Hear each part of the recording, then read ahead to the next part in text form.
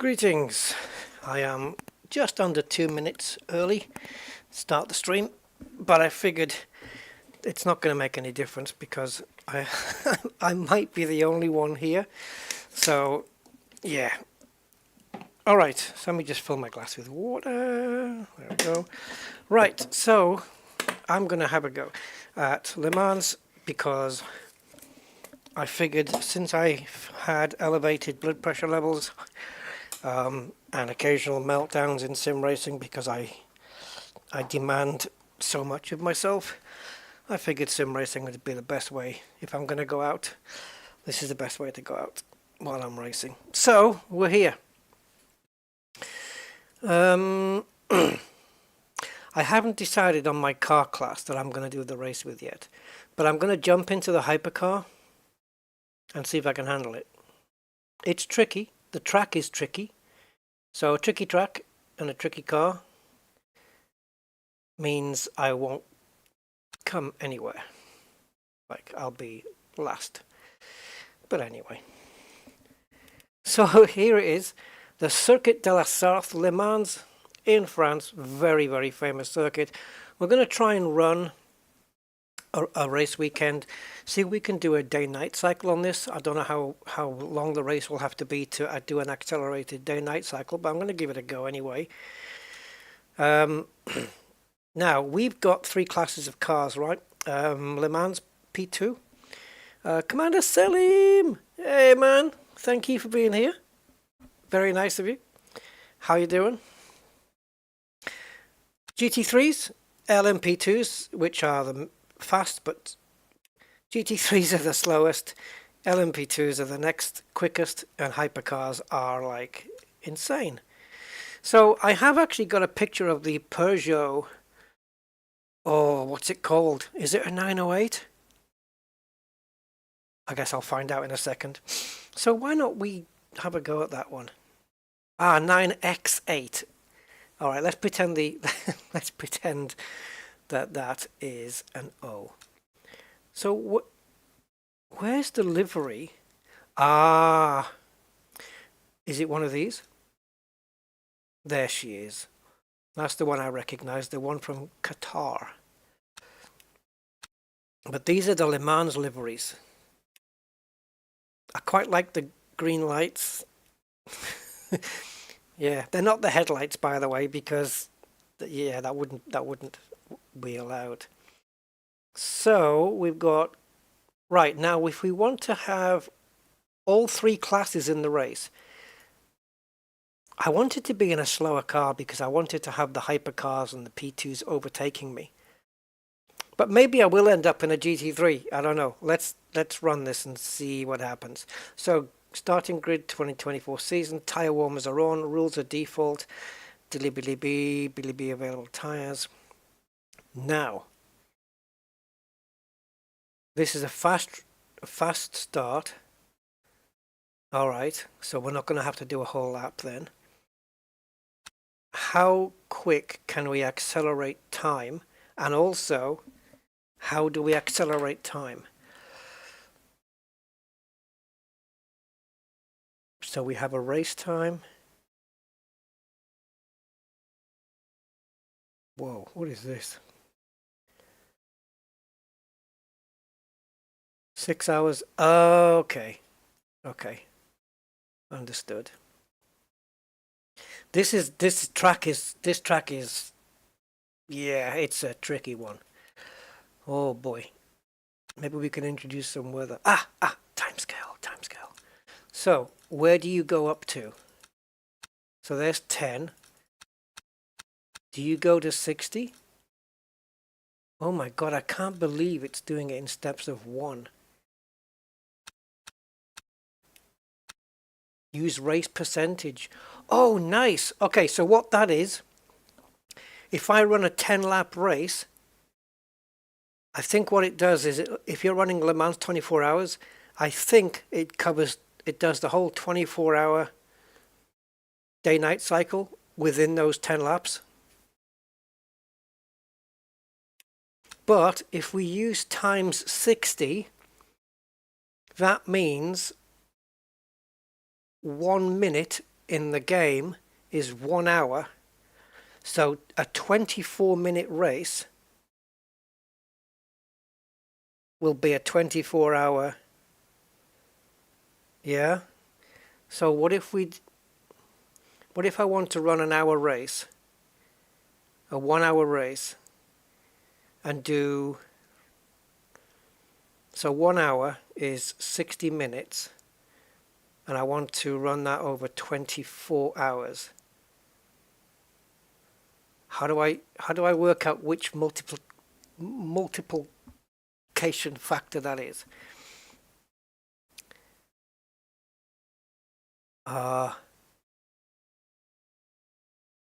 So 1 hour is 60 minutes. We want to run, so 60 times 12 is 720 minutes. So, okay.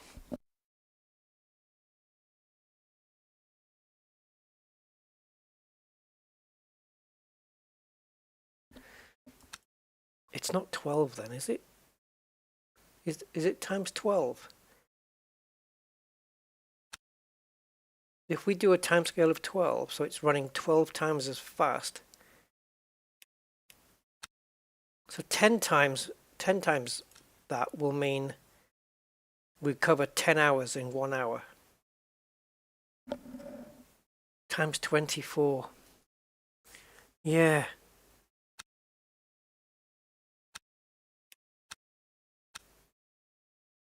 So 24 times 1 hour. Of course it's going to be 24, isn't it? I'm silly, aren't I? It's going to be 24 hours. Yeah, hold my beer. Thank you. Of course it is. Of course it is. All right. So whether, now this is over practice qualifying. So in the race, we can introduce, if I do it in the middle then, we'll have rain at night. Do I really want that though? I don't want to change tires. Let's go clear at the start of the race, introduce some clouds. Let's go mostly cloudy. Then in the middle at night time. Actually no, let's have a clear night. Let's have a clear night. And then we'll have an overcast morning going back to light clouds. Daytime, and then it's going to drop down to 18 degrees there. Don't want it to drop too much because I don't want to have to consider tire pressures too much. I really don't think I'm going to be that good at this because these LeMans cars are really, these hypercars are really frickin' heavy. So we've got a 1 hour practice session followed by, I'm going to do a 30-minute qualifying because it's a long lap, right? You know what I mean? It's a long lap. Let's do okay,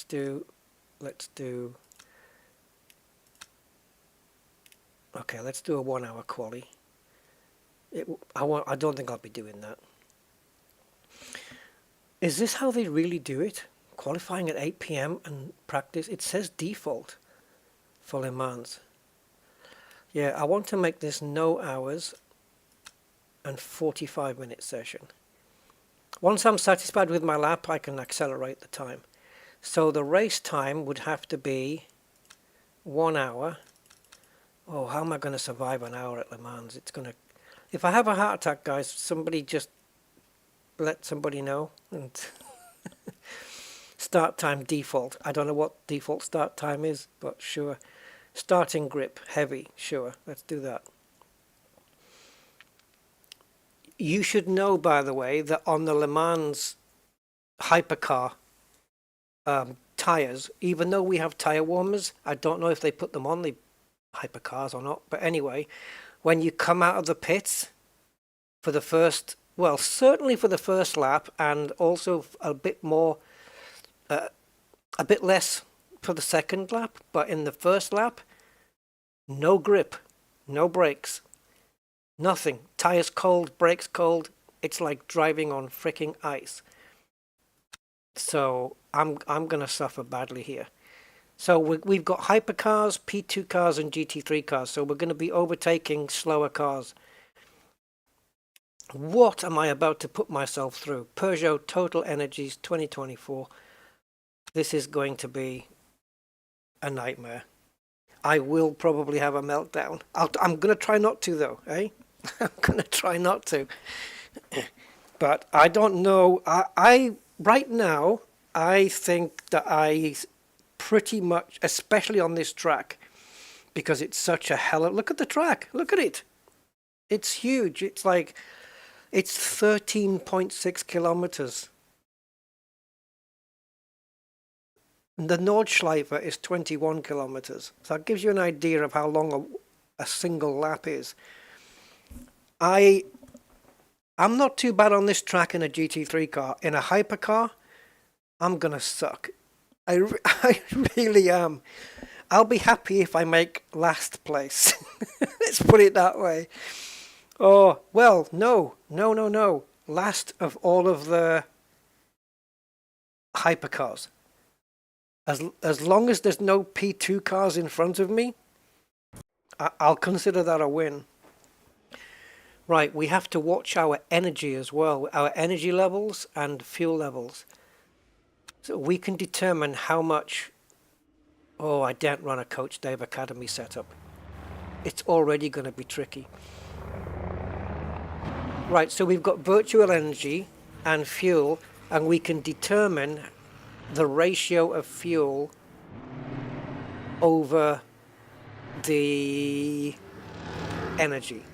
Right, so here we can run, say, let's say 6 laps of energy. Okay, let's bring it down. I'm quite new to this, so I'm not really sure how to work this, but it's 6 laps of energy, and we're using up 0.89 liters of fuel. Or is that what it is? It's the ratio of fuel to energy being used is 0.89. What we don't want to do is run out of energy, because then we have to pit and yeah. Now we have electric motor mapping, so the more energy you run on the motor map, the more the energy is going to run out. We have an onboard traction of 7, okay. 7, that's set. ABS is not mentioned on this screen. The onboard TC slip angle. I don't know where to put that. I know what it does, I just don't know what level to have it at. And the onboard TC power cut. I think a higher setting here is, so basically if the rear end steps out, it's it's how sensitive the traction control is to kicking in when you go beyond the slip angle and you start to go.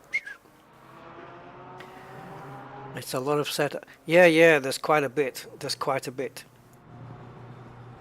I'm going to leave the default as it is. I think I have a button mapped to the motor map. I just can't remember which one it is. We'll figure that out in practice. Where's my ABS setting? Brake migration. Okay. 2% to the front. And max pedal force is at 95. Because braking into those hairpins, guys, I'm not looking forward to doing it for the first time. I'm going to freak. Oh, I know why we don't have an ABS setting. Because these cars don't have ABS. Oh, okay. I think I'll be driving GT3s then, because I'm going to be locking up. Do we have a dashboard mode? We don't. Oof, there's a bit of a lag on that steering wheel, guys. It's off-putting. Off-putting. And I don't have the hands turned on either. Some people turn the steering wheel off. Let's go bonnet view just to see where we are to start with.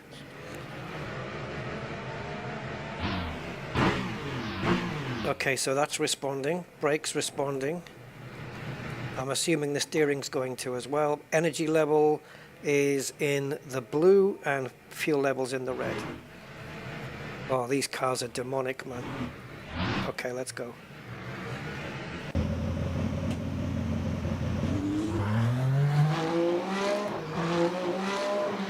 we getting... Okay, are we getting decent frames? Oh, yeah, okay. I wonder how easy it locks up, though. Oh, I got nothing. The rear end is stepping out on acceleration. Okay, even though we're cold, the brakes are not locking up immediately. What grip does it have round here? Whoa. I can already feel a muscle in my chest getting pulled. Oh, these things are so quick. These are nuts. Please get the braking point right here. Oh, we're doomed.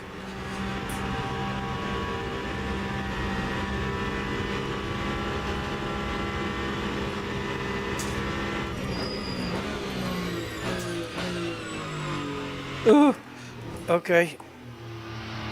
Not really. I should have braked 10 meters earlier, but I thought we were okay there.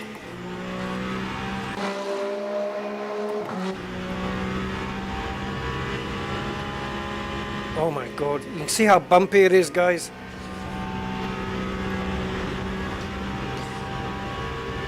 One, two. Okay, I'm braking. I'm not braking with full pressure, but I do have a lot of pressure on, and it's not locking up. Oh boy, oh boy. You've got to, I think I've just got to be a bit more gentle on that throttle. I'm still kind of half learning this track as well. The different energy levels everybody's running on the leaderboard there. Oh, we locked up.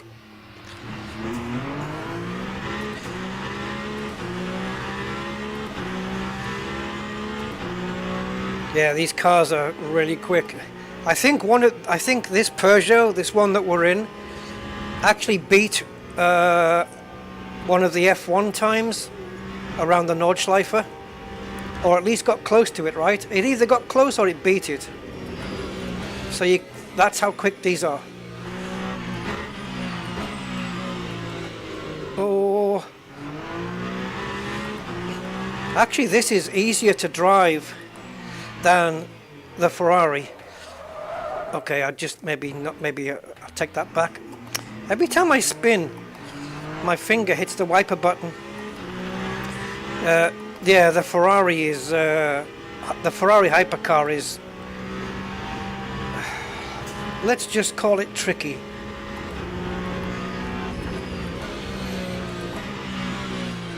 Braked a little bit early there, but I really don't know what I'm doing here.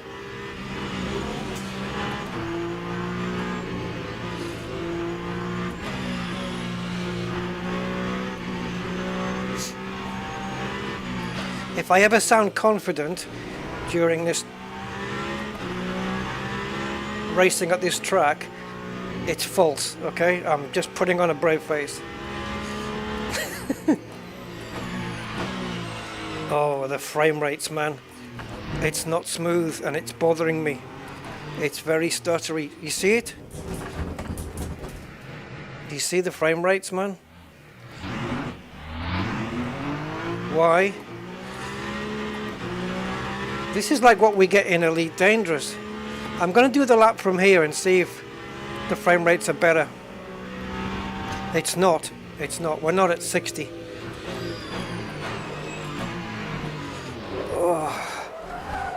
All right. Frame rate says 24. That's unacceptable. How many cars do we have on track?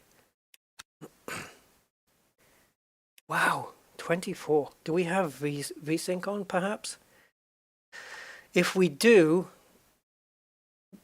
some games, like this one, won't let you turn it on or off while you're in game. I have to actually come out.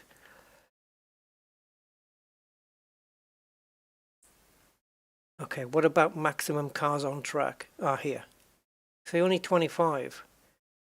We should easily hit 60 frames. We're gonna have to quit, guys.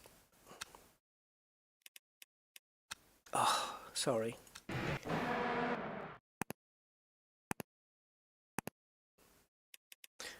Some parts of this game are a little bit, shall we say, unoptimized.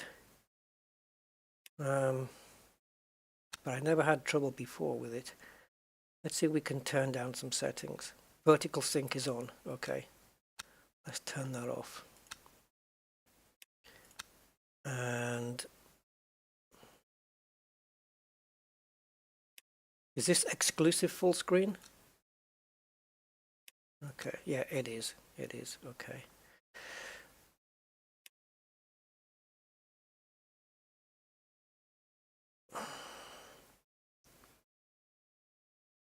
So I guess we can turn some of this stuff down, which is a shame. I shouldn't have to though, because I'm normally hitting 60. So let's turn the circuit detail down and the special effects. Shadows definitely. Shadow blur optimal.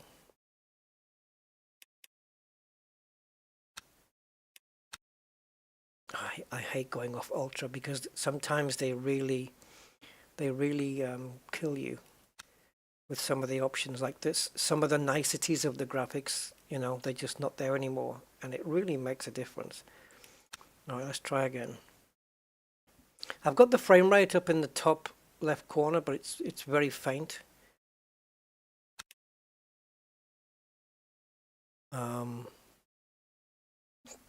Wouldn't I be safer in a GT3?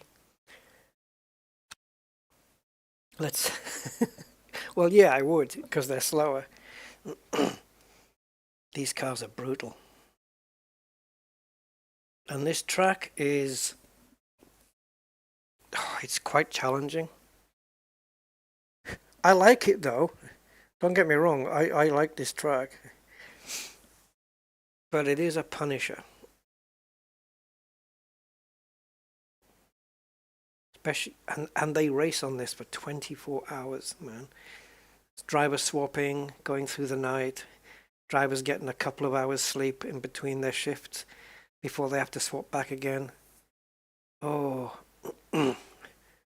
teams, or actually not teams, but like let's call it car manufacturers from all over just competing. Good evening, Mr. Gray. How are you, sir? Yeah.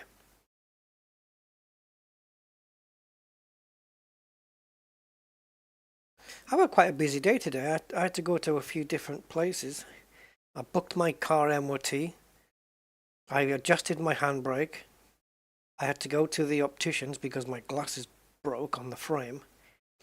The ones I use for driving. The frame just snapped on me. They wouldn't replace the frames without doing an eye test, so it's a little scam they got going on. So I've super glued them and it's holding fine. Yeah, this is kill or cure now, Gray, doing this. Oh, and I've just had a big update on WRC, World Rally Championship, which is on sale on Steam now for like £12. That's a freaking bargain, guys. That is really a bargain because that's a super good game. And they've just brought out this new content pack. I can't quite remember. Is it something Hard Chargers or something? Hard Chargers DLC or something. I've just bought that. It brings about 6 new cars. One of them is the Mark 1 Ford Escort 1600, and there are different stages as well. There's some more different stages on things. Anyway, on these guys, when we have the hypercar class, and then we've got the P2 class, and then we've got the GT3 class, what happens is you can finish whatever your position is. Obviously the GT3s shouldn't really be beating the P2s, and the P2s shouldn't really be beating the hypercars, right? So there are 23 hypercars. In fact, in total we have 58 cars, but only 23 are visible. But I'm guessing the game still has to calculate for all 56. Maybe that's why we're suffering frames. But let's say I'm in a GT3. I might finish I might finish 40th, right? Assuming no retirements, okay? I might finish 40th. While I'm 40th in the race, I still finish first in my class. You see how it's got that other number here? So I could still finish first in GT3 class, even though I'm 40th on track. And that's like pretty much a win. You can't win the race in a GT3 when you're up against P2s, and generally P2s can't win when they're up against hypercars. So what do we have now? 43 frames, 54, 65, 84, 89, 91, 92, keep going. See, I don't want my frames at 90 something. Maybe I could go into Nvidia control panel and just leave the VSync off, but cap the frame rates at 60 so that my graphics card isn't going nuts. Anyway. Oh, that steering wheel looks a lot smoother now. Alright, let's try. And look where you sit in these. You're not on the left or the right as such, and you're not in the center. You're just off to the off center.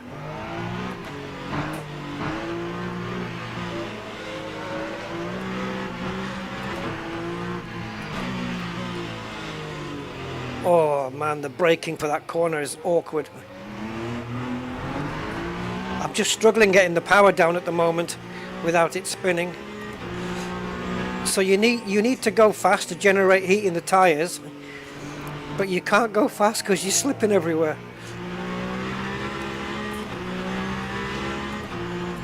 This is a corner that's been tricky for me in the past. I just run that inside curb now.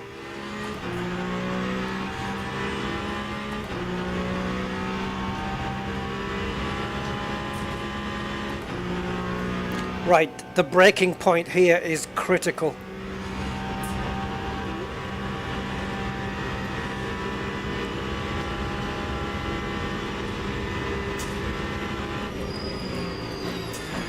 Yeah, I was a bit late. I was trying to time it at the 150 meter mark, and I think I braked it around 130. It's not enough. Okay.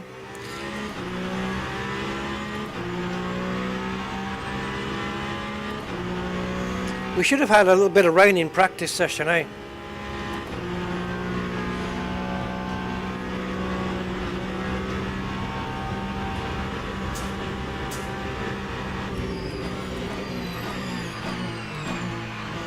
Obviously, compared to that GT3 car we just overtook, we are exceptionally much more quicker.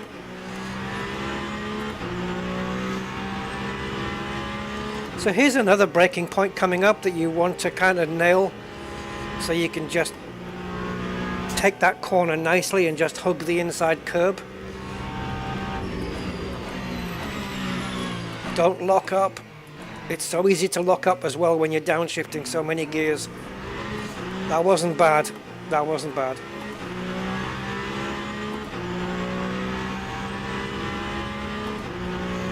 So the game feels smoother now, and it doesn't look too bad actually. I'm not noticing too much graphical difference.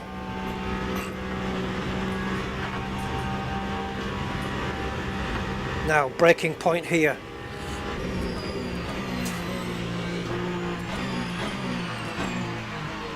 Hug the inside. Ooh, it is slidey on acceleration. Maybe my foot's a bit heavy. Ooh, we locked up there. Locked up the wheels.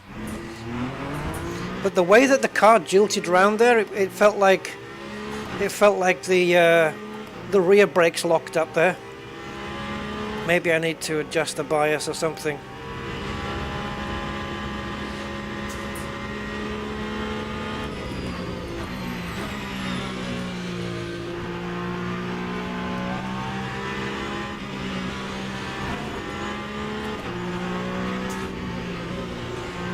Oh, it's got some lovely grip there, Jesus.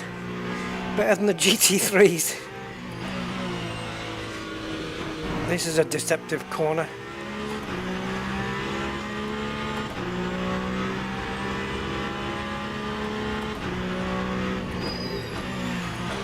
Oh, I completely missed my braking point there, didn't I? I've forgotten where that braking point is actually.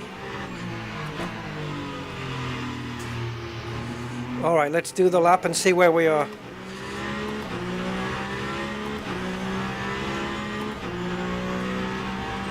Don't mess this up, Rusty. Come on. I've messed it up. Bollocks. That lap won't be allowed. Oh. Push, keep pushing anyway. I'm scared to hit the brakes too hard. That's the problem. Because the GT3s have got ABS. I'm not sure about the P2s. They may have. But these hypercars do not have it. And I'm so scared of locking up.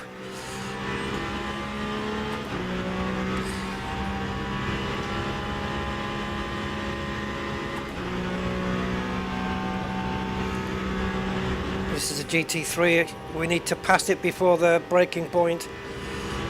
That's going to be tricky.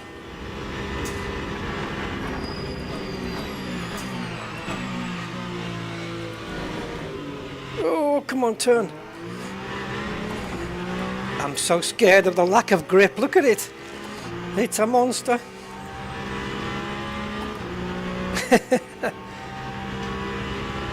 Oh, this lap's not going to be allowed though, but I want to try and... Well, actually I was going to say try and gauge my lap time, but what's the point when this lap is gone anyway? It's a trash lap. But if I'm in the ballpark at least, I don't want to be the last of the hypercars if I can help it. Can you imagine me putting it on pole? Well, you can't do that in practice, but going fastest. Oh, I've got to brake so much earlier there than GT3.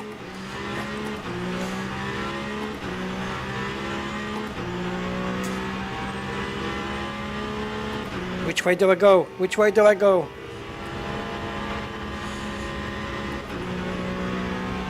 Seventh gear, guys. I think I got into that seventh gear too early.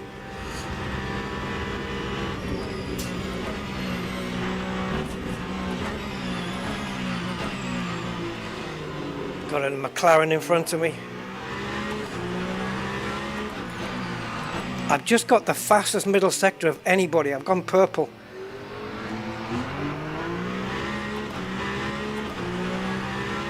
Now he'll be getting a blue flag unless he's on a fast lap, of course. But he let us through anyway, so that's nice.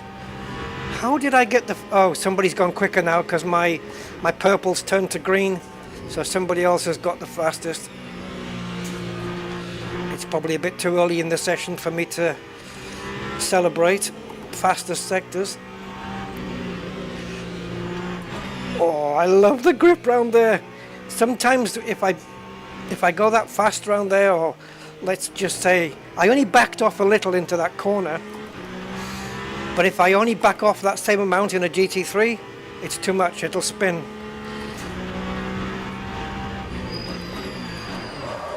Yeah, okay. That corner is a corner where I'm learning where's my braking point.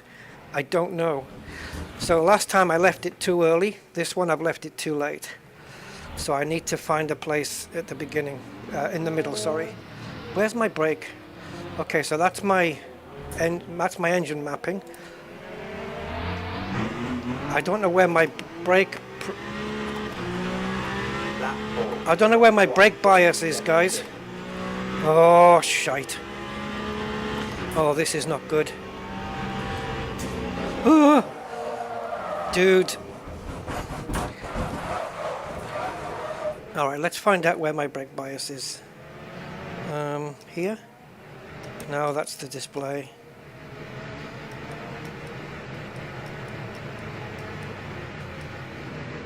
Here? Ah, got it! Okay, so we'll move it a little bit forward. Yeah, this is tanked. We need to go back to the garage. So, I don't know. Do I reduce my overall brake pressure? So 343 versus a 401, but I'm on soft tyres. So 3 minutes 40 is the best time. I'm 20 seconds off that, but that's not good. I didn't have a great lap, but still.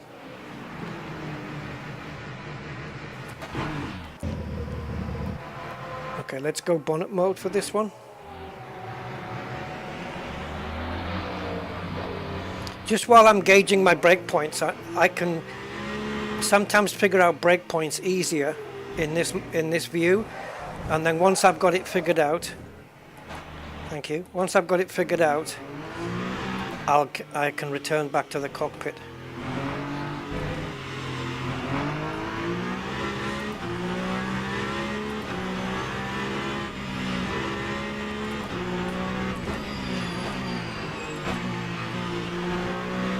So just a little bit more brake bias towards the front.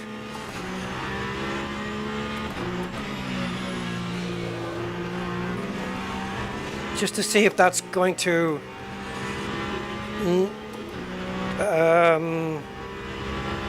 dissuade the rear end from locking up so easily. Right, we need to get a good brake point here. So that's 3, 2, 1.5. Oh, I did a little bit of trail braking there, it wasn't enough. I don't like it when it hasn't got OBS. I don't, if it, with ABS, Conyo, with ABS I've got the confidence to hit the brakes super hard, knowing that they're not going to lock up. And I don't have that here.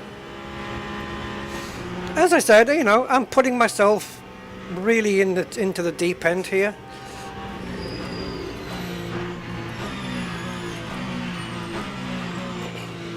I am giving myself a hard challenge, but you know, it is what it is.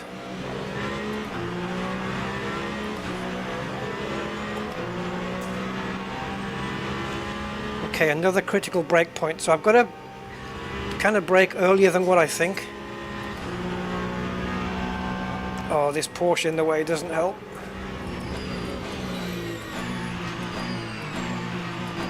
The lockups are the most likely when the speed drops off, which is why you have to release the brakes as the speed drops. Okay, we have a blue flag, so we must have a hypercar behind us who's on a hot lap. I don't want to disturb it, so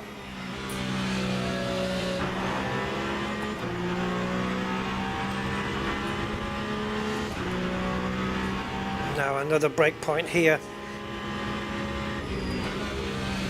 Oh, I ran over that curb too much. I didn't really want to run over it at all. I don't know why I did. This is another famous, there you go, I was going to say it's another famous place for locking up your brakes.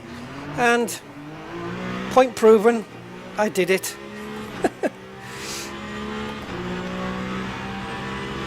This, from here to the end of the lap, is where I always was a little bit, you know, not so strong. But despite me going off there, just to, you know, because it's live, and therefore if I say I'm confident in this sector now, and then I go off in it, kind of disproves my point, doesn't it? But no, I'm more confident in these final corners now than ever before. If I go off like that, what just happened, that's just concentration.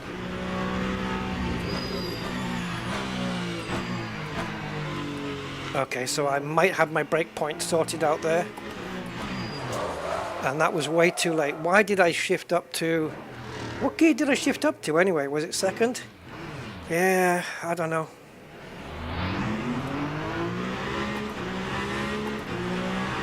Alright, let's see if nobody comes out the pits now. And we can get a clean lap in.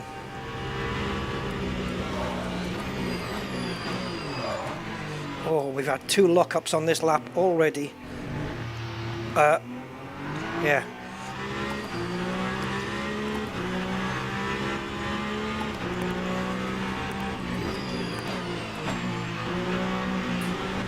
Actually, third gear would have been better there.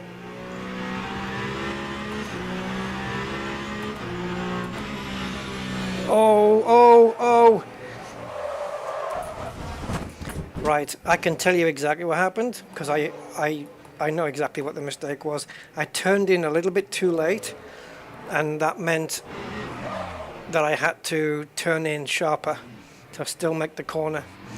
And the rear end couldn't stay with it.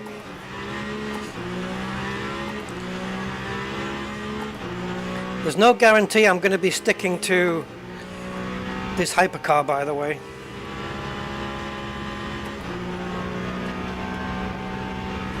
Ooh, sorry mate, I misjudged your length of your car there.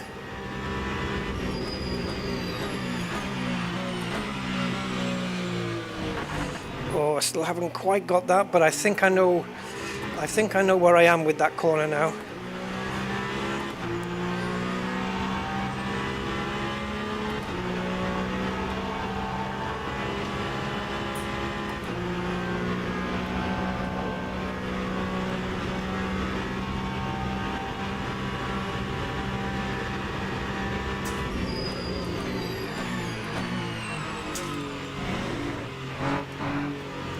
Oh, it's not turning.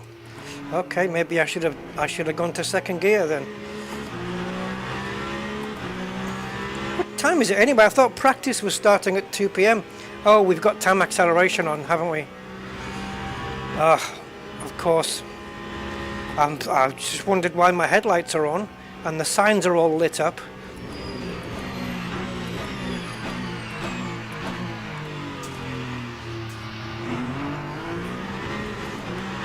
It does do sunrise and sunset very nicely in this game, graphic-wise.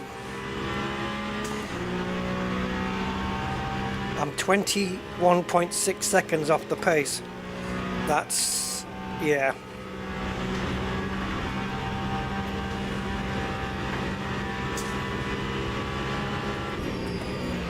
To be fair, I wouldn't say that I've had a clean lap yet.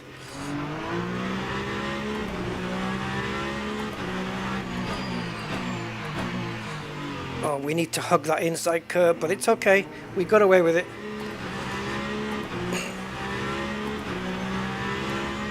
So I had a green sector 1, which means it's my personal best time. I had an orange sector 2, which means I'm slower than my personal best.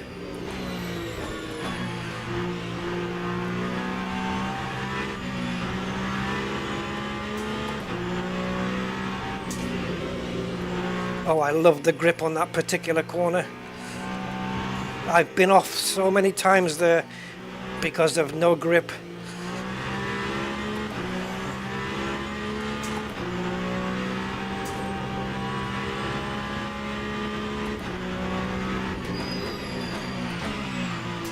Okay, careful on this last corner, Rusty. You've effed it up every time.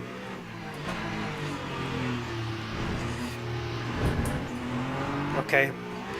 It feels like I'm being too cautious there now, though. That time was a 4:05.87. I haven't even broke 4 minutes yet, and we're going to get screwed here again.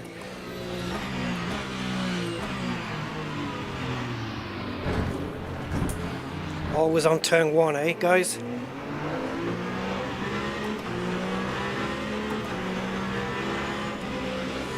Oh, these GT3s, man. Traffic, traffic, traffic.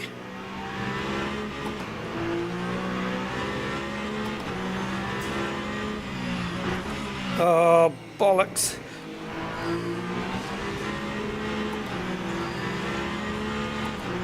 You've lost me 2.2 seconds, you bastards. Yeah, but yeah, 2.5 seconds I lost all in all. Shh.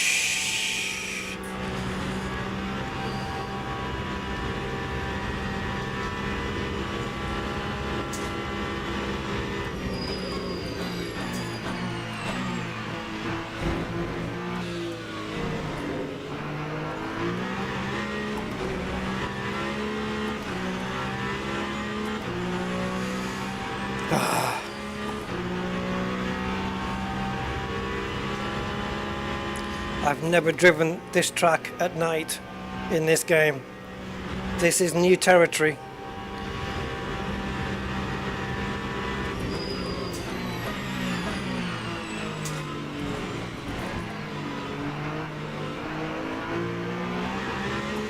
I'm kind of staying with this guy, aren't I?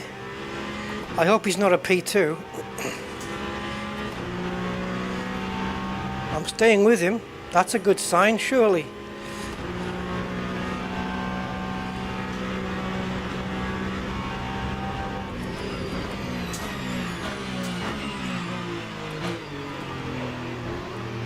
You might have to get a move on there, matey, because if you end up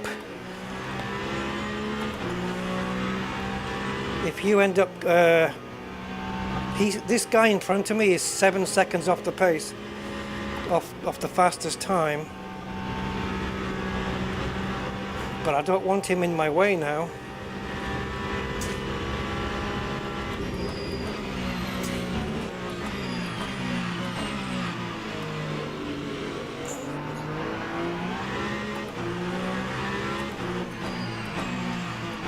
Oh, I'm not really sure of my braking point here at night. Oh. Do we have a high beam, or is this it?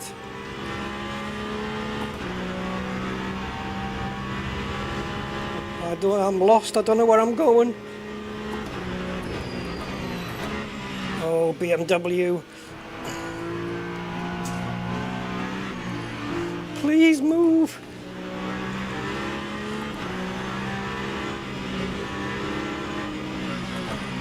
Oh, you son of a bitch. Why don't you move?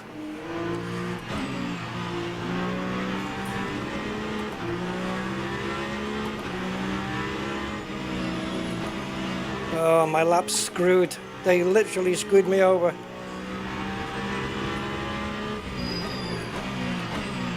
What I don't know is if that's plus 7 seconds is based on the top time or my own time. That time was a 3:54.17. I got screwed on that lap by the GT3 cars.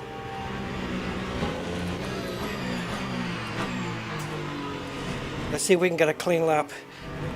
I've got plenty of energy, right? Yep.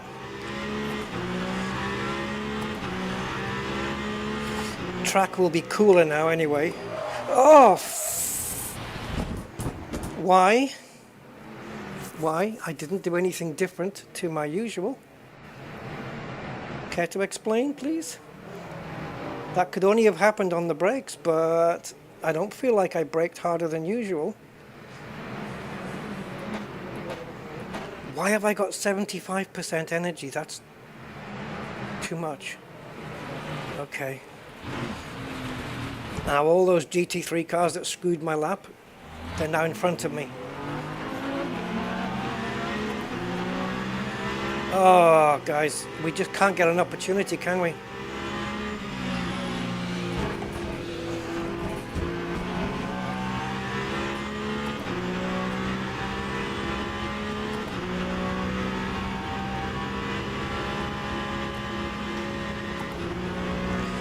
Yeah.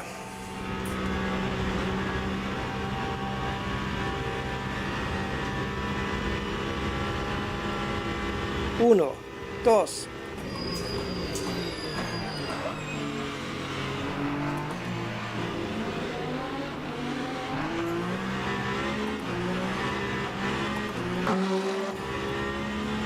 Tell you, the rear end of these cars, they light the tires up out of the corners. Crazy.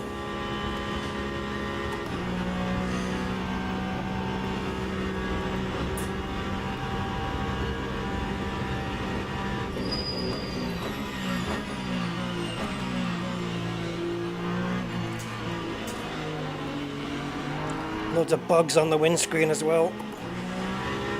And they don't clean it for you in the pit stop, I don't think. Well, maybe they do, I don't know. Yeah, I'm not planning on making a pit stop.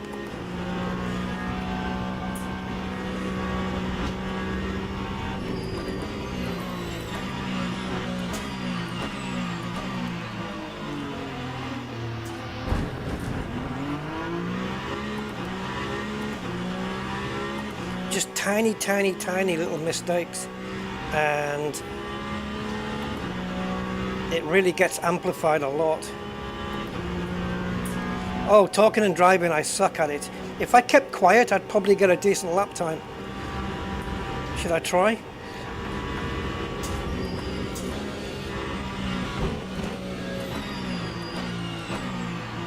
Not on this lap, obviously. This lap's already cooked.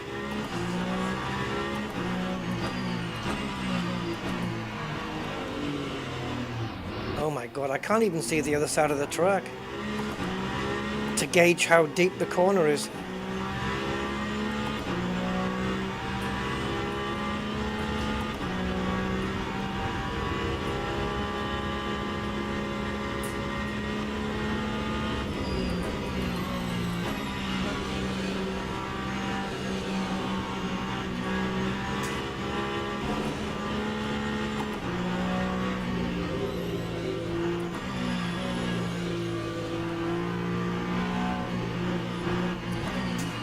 Oh, you again.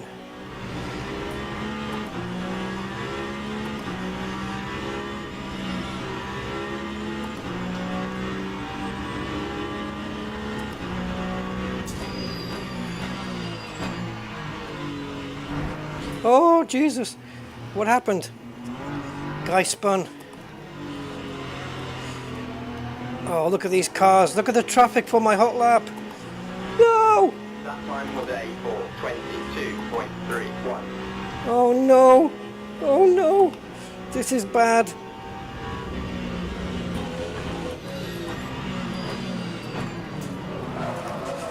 I can't do turn one, guys. I need ABS.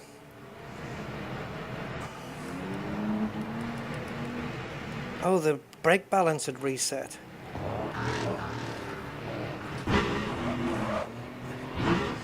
Ah, shite. This is the issue, isn't it? It's that I can't get a decent lap in. I just can't get a lap in. I just want one that's got no traffic and no incidents. That's it. Not a big demand.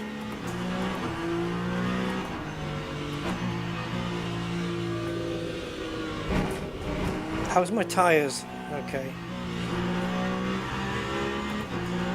Hey, Majok.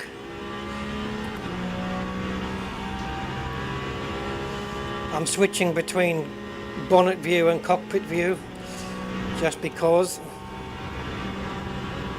I've got a vibration on my wheel now, so I think we must have got a flat spot. It's not a big vibration, I can live with it. Okay, that happened because my friggin' gears wouldn't downshift when I asked them to, which means I wasn't braking hard enough because I'm scared of the lockup. So on this lap, we know it's cooked already, this lap, right? So let's brake with a bit more pressure and see how far we can push it before it locks.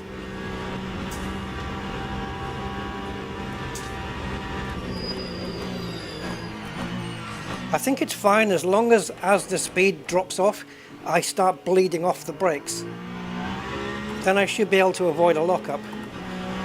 And if I do most of my slowing down when we're quick, you know, at the beginning, then I don't have to do so much at the end.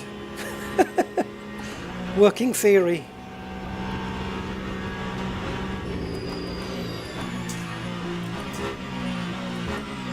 It's actually called trail braking, but you've got to get it. You've got to get the amounts right, and so far I'm not really doing that.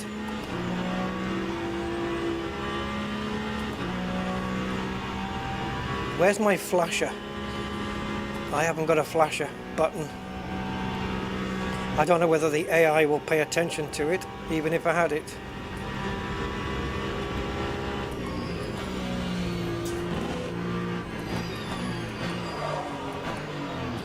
Yeah, see, that's the locking point right there.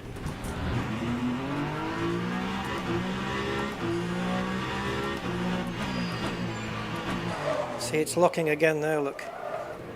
Why does the back end always spin round? If you have too much rear brake bias, the car will lock up and it will do something in a certain way. It'll behave in a certain way after the lockup. If you have too much front brake bias, it will behave in a completely different way. So far, this car has behaved in exactly the same way, whether I've had front or rear bias.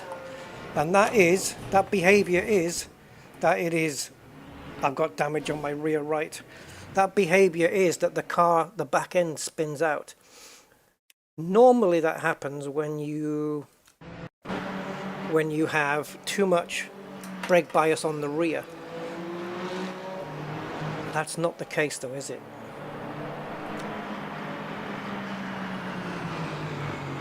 It seems it's not remembering my setup every time I come back to the garage. That's a pretty bad thing.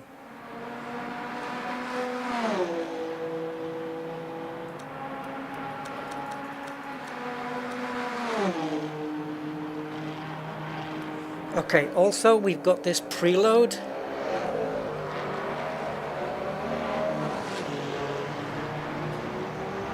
And the coast, I'm actually okay with those settings though, because the car's behaving not too bad. If anything, I would probably increase the coast a little. But it's actually, the car's okay.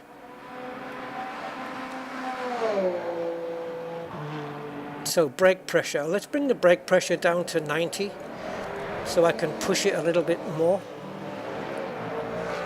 And the bias, I'm going to move it up to, this is front, right?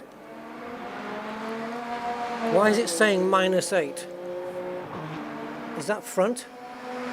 And that's rear. It should be. What if it isn't? And why doesn't it say? Yeah. Yeah, for sure this is front. For sure this is front. -8 just means I don't know why that's not +8 this way.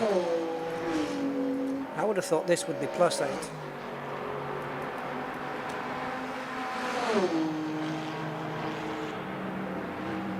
My problem isn't the car behavior, it's the brakes. Yeah, I'm okay with all of this. It's just the brakes that are giving me jip. Okay, we're going to stay in this mode then until I'm happy.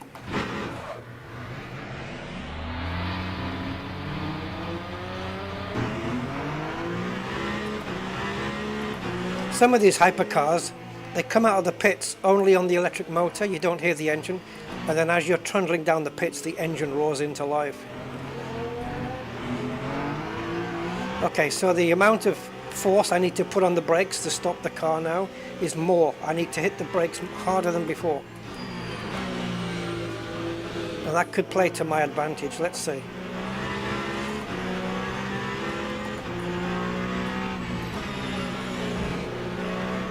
Oh, that was nice. That's a P2, it has to be. I bet I can't take that corner again like that on the hot lap.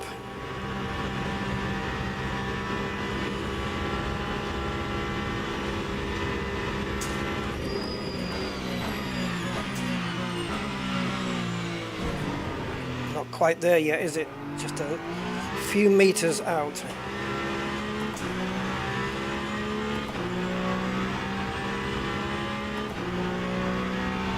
14, nearly 15 seconds off the pace, but again, I've not had a good lap yet. Not a perfect one. I'm probably more about 10 seconds off, really.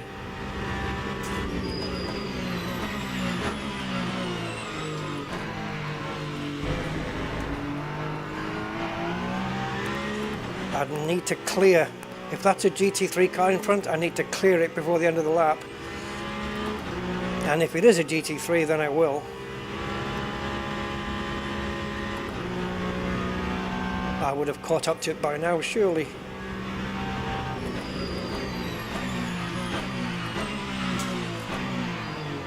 No, maybe not. Who knows? No, it's okay.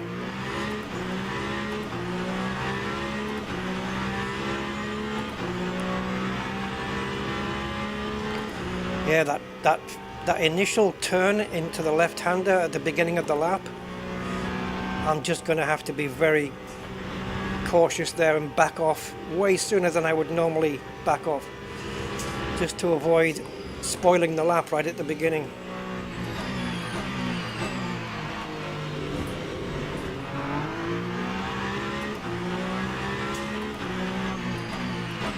It would be nice to have the time of day showing on the screen.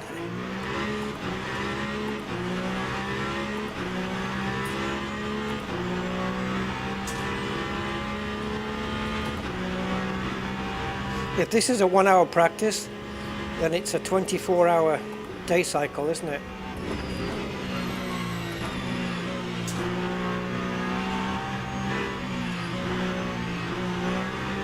Super cautious there, Jesus.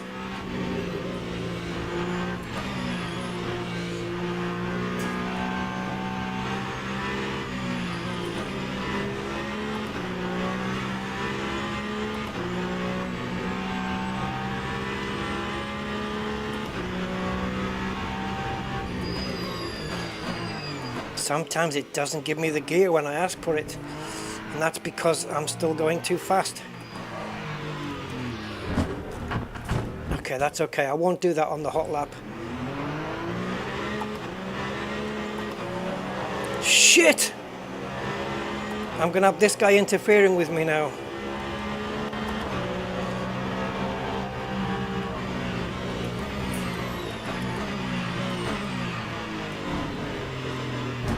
Oh, the lap's disqualified. Fuck! That stupid bloody car. That was because I made that mistake and allowed him to catch up.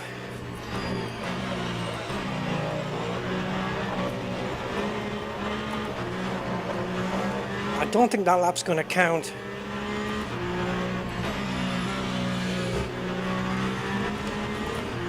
Let's see what happens.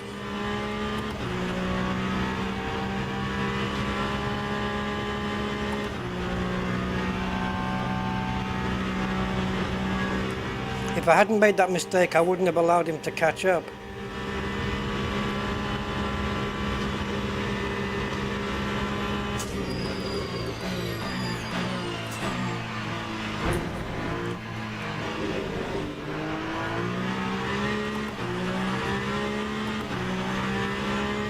We're only 2.7 seconds quicker at the moment. I expect that to go a lot better.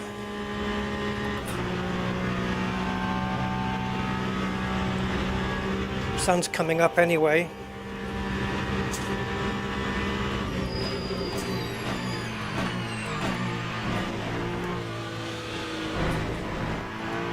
I mean, when you've got 53 cars, you're bound to get traffic, right? Every single time. It's just, if we can meet the traffic on the straights, it's fine, we just breeze past. It's when we get them in the braking zones like this.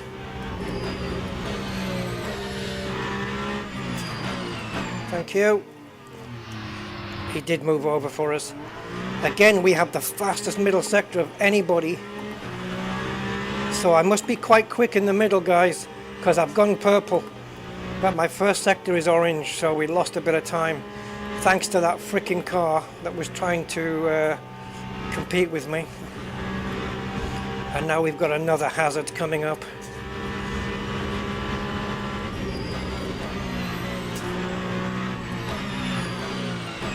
Bollocks, bollocks, bollocks. Ugh.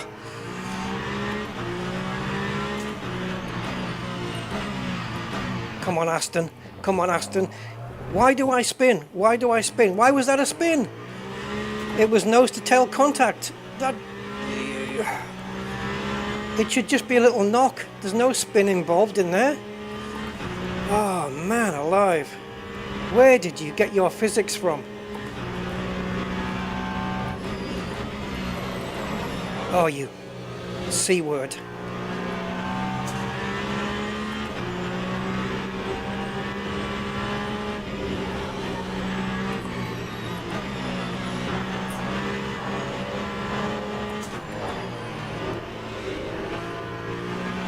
I must have gone really slow through there. Maybe I can... How was I so slow compared to that guy?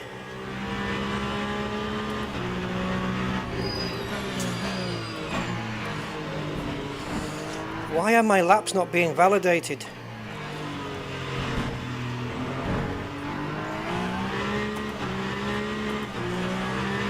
Lap 3, 45.43.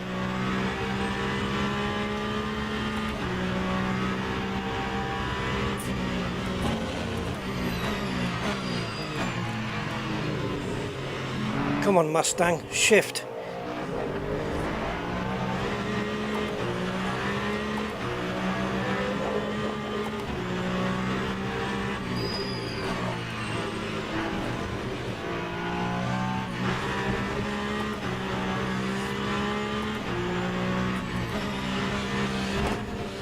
Ouch. Now it's validating. Do I get it? Ah, you swine. Lap will not count. And we're another 2 seconds up. And I'm only 7 seconds off the pace now. So I could have been 5 seconds. This lap's not going to count. Have I got energy for another lap afterwards? I think. I wasn't concentrating. I was looking at the dashboard.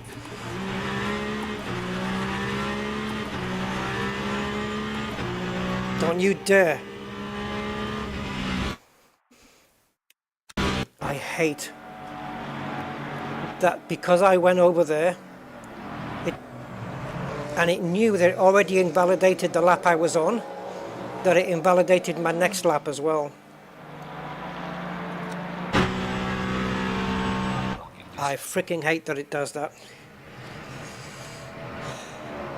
Does that happen in real life? Because I don't think so. They don't invalidate your next lap because your next lap's got nothing to do with anything that you did on your previous lap. This is a wrinkle that sim racing... Well, let's put it this way. Project cars started off this phenomenon where they were disqualifying your next lap. Okay? And then, because Automobilista uses the same engine, that does it as well. I never in my life expected that a proper racing sim like this would adopt that policy. I am super surprised. The only reason I can come up with that they do is because it's in the LeMans rules. If it isn't, then it's arcade. It's a bad gaming decision. Because I was halfway through that lap. What's it got to do with my next lap? It's because they have to slap a penalty on me of some kind, right? Well, I don't know. I'm sure they don't do that in real life. I think what happens in Formula 1 is you get a track limits warning, you get a second one, and you get a third one, and then you get a black and white flag, which means if you do it again, you're going to get a time penalty. Anyway, I'm going to concentrate for a lap and a half, guys, so yeah. I actually preferred it at night time because I could see the signs lit up. What are you going to tell me now? Okay, we were cleared for that one. Oh, it's been invalidated. You can see the delta time has gone to plus 99999.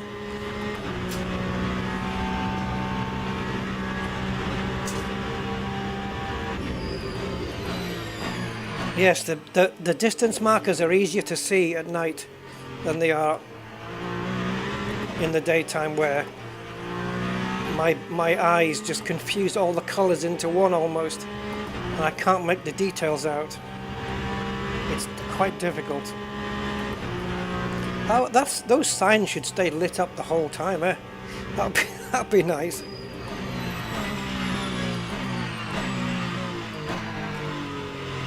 Right, are we traffic free? Did something just go around the corner in the distance? Oh man, we've been really unlucky with traffic though.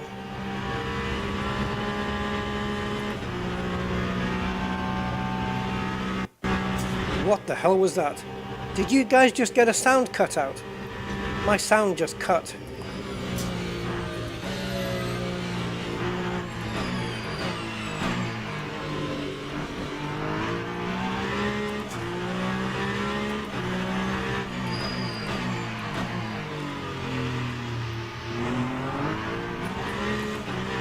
Okay, we're catching this car pretty quickly, but I don't know what it is. If it's a GT3, we need to pass it. Rapid. It is GT3, we're catching it too quickly.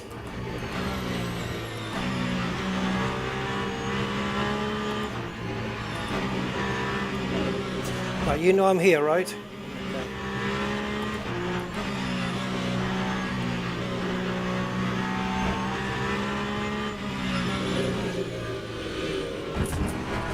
Yeah, normally I drop to third there.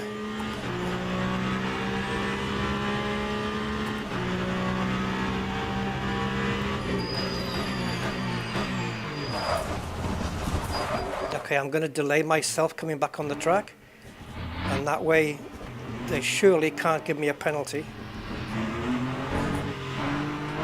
Alright, here we go.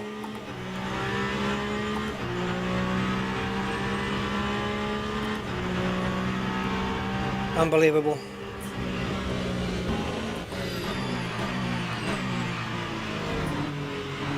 Same car as me, get on with it.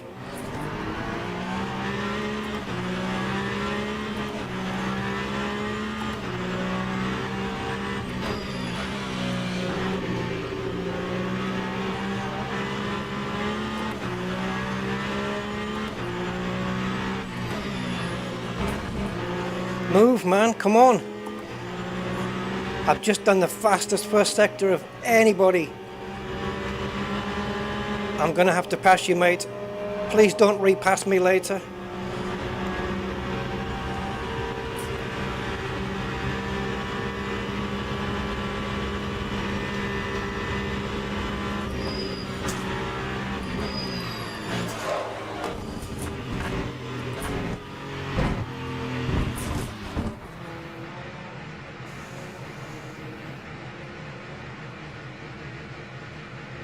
I got my braking point wrong. I braked at 250 meters instead of 150.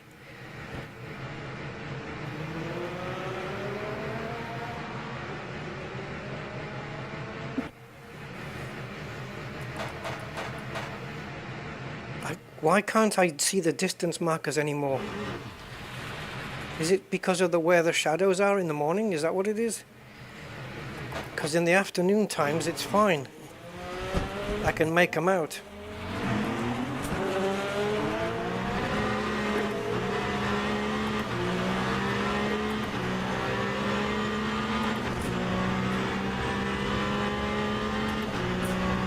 I don't think we've got any damage. It doesn't look like it. I was going so quick there though.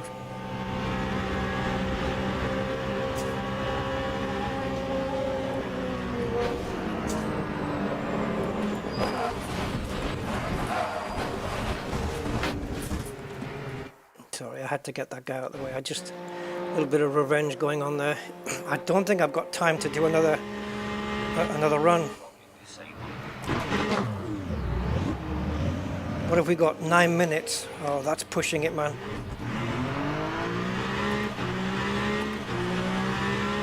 We can do it, but I just haven't had any luck with the traffic. Why are you evaluating a lap that is an out lap and is not timed anyway? Why? It doesn't count towards anything. Explain me why you do that.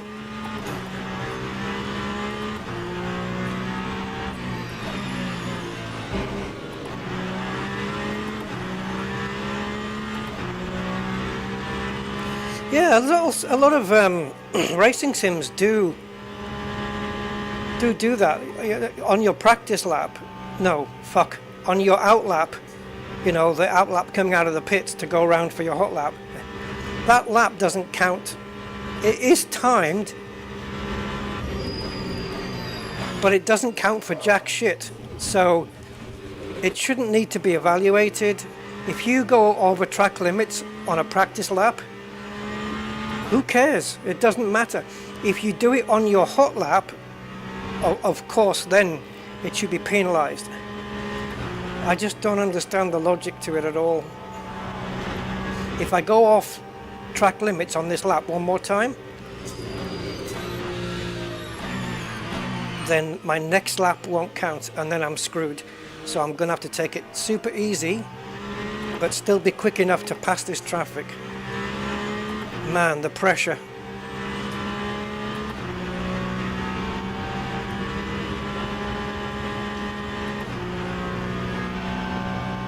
Seven and a half minutes, and it takes nearly 4 minutes to do a lap.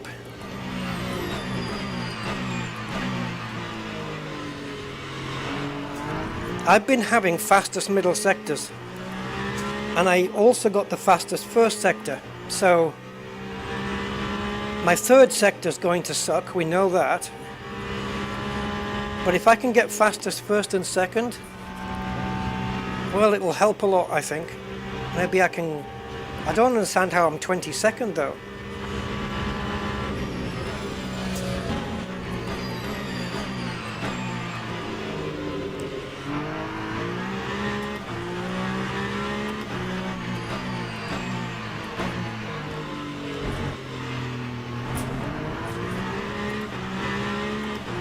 What the hell is this car in front of me? I wish it would show on the leaderboard. Maybe it does.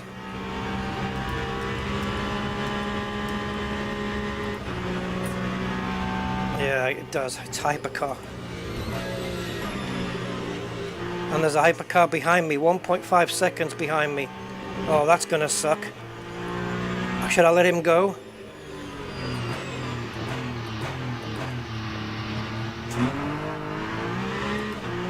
There's another hypercar coming at me, 6 seconds.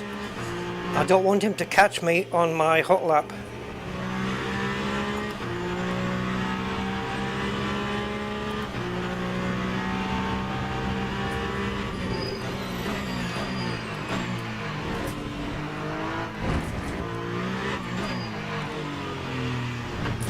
Alright, here we go, last attempt.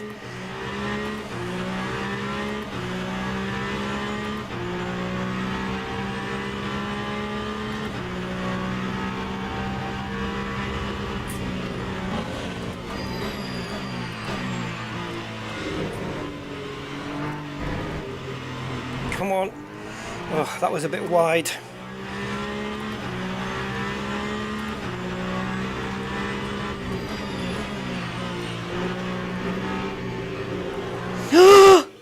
Why? What the fuck? You've never done that ever in this entire session.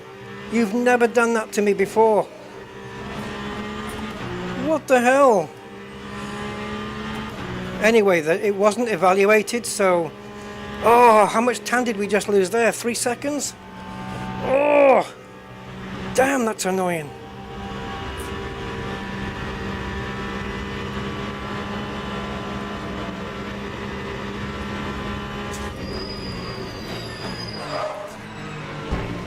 Yeah, I had to brake super hard because it wasn't downshifting.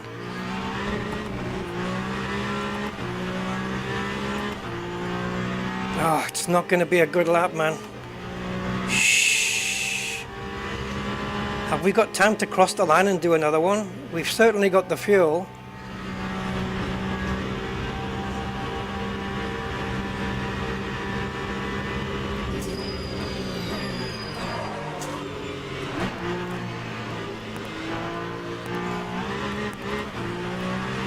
Come on, get your rear grip going. So unlucky though.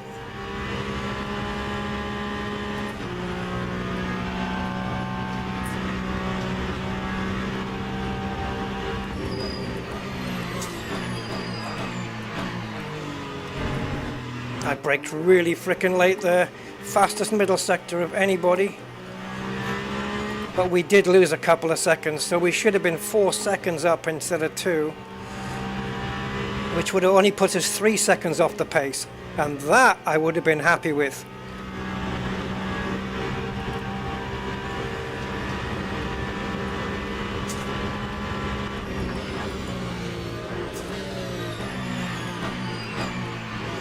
Oh, Ferrari, please move.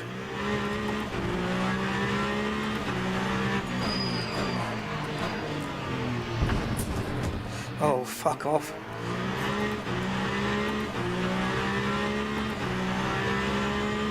Now we're 4.4 seconds off the pace, plus the 2 seconds that we lost. We'd have been near, if I get over 5 seconds on this lap, we would have got pole position.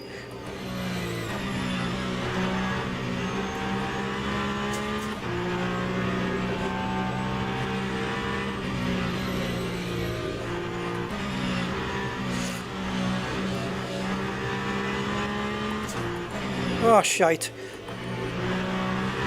Made a mistake there.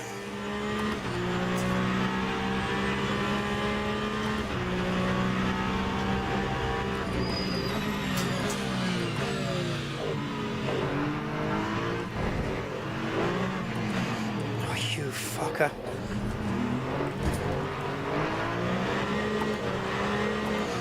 We lost half a second there. We would have been near the top there. And I can't do another lap now because of all this traffic.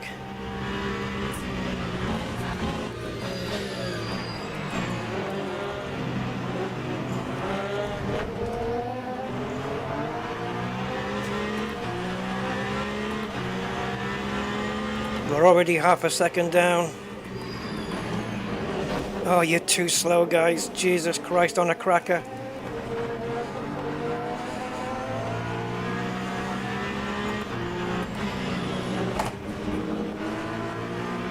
Frickin' GT cars, frickin' GT cars.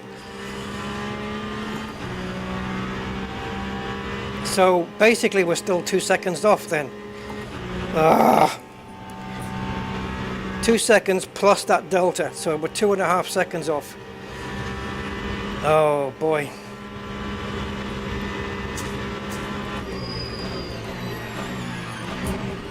Yeah, brake too late, couldn't manage it.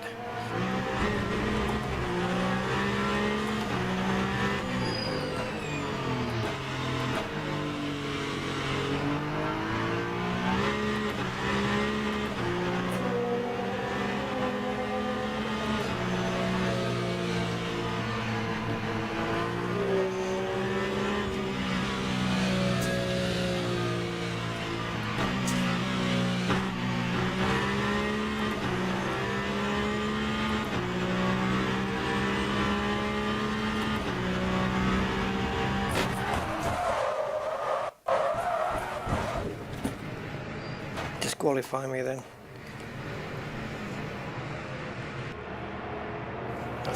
Either I lost a wheel or he did. Oh, I think he did. Well, we could have been so much higher up. When we are not last of the hypercars.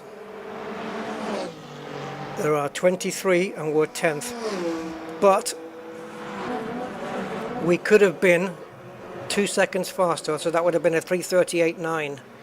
And look where this is. We could have been in the top 3.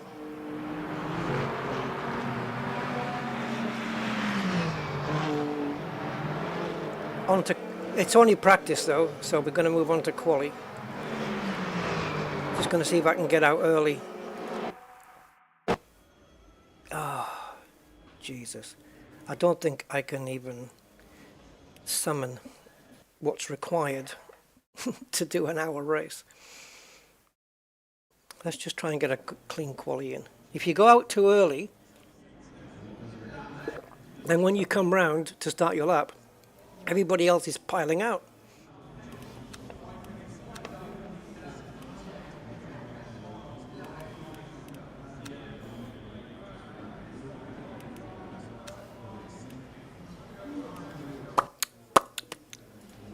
Where can I rename my setup?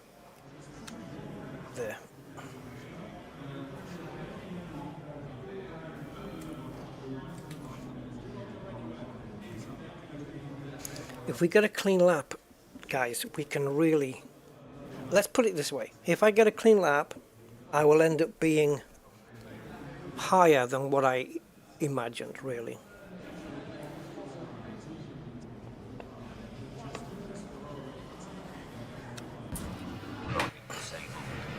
Okay.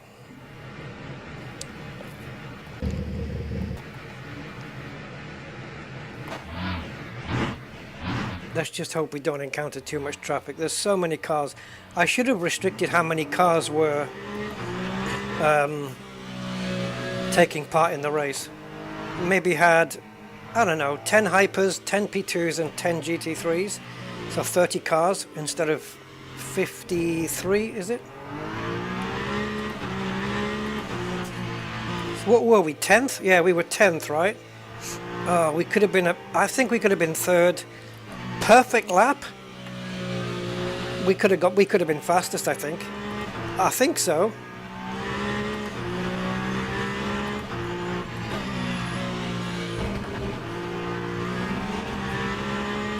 Anyway, let's skedaddle.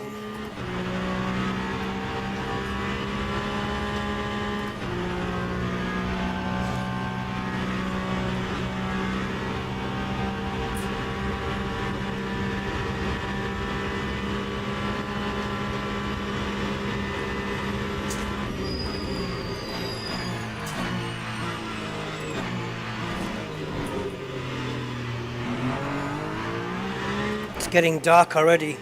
Let's see if we can get a lap in straight away. Before the night time comes, that's going to be tricky.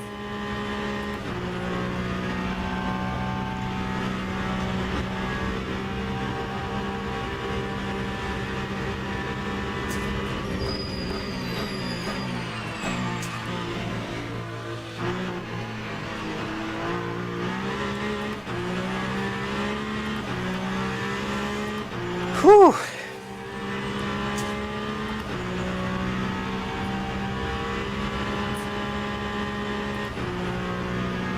Got 56 sets of tires for this weekend.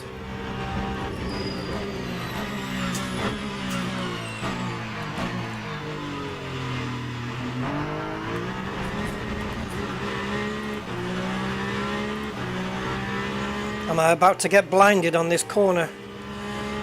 Sunglasses mode. Oh.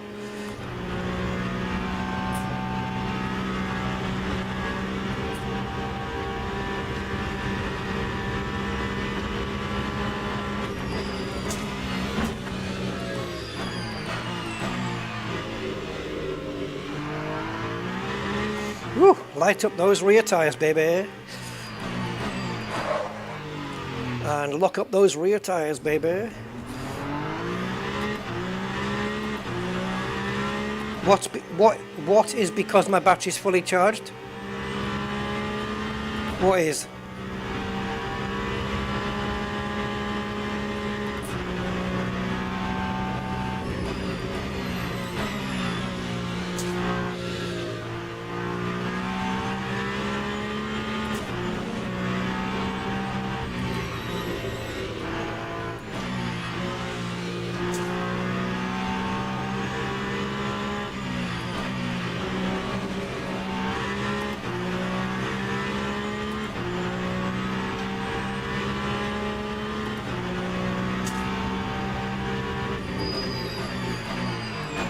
Oh, that squeaky brakes.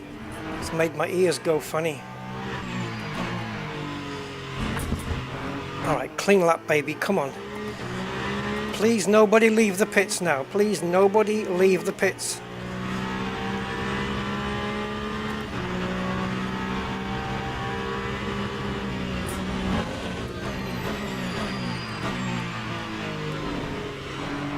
I'll read your message in a minute, mate, on my hot lap.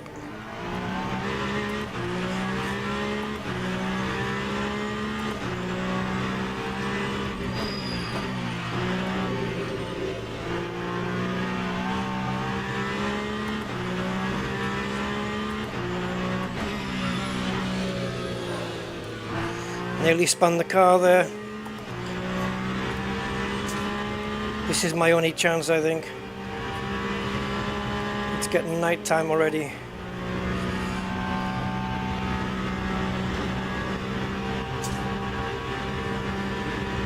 Oh, okay.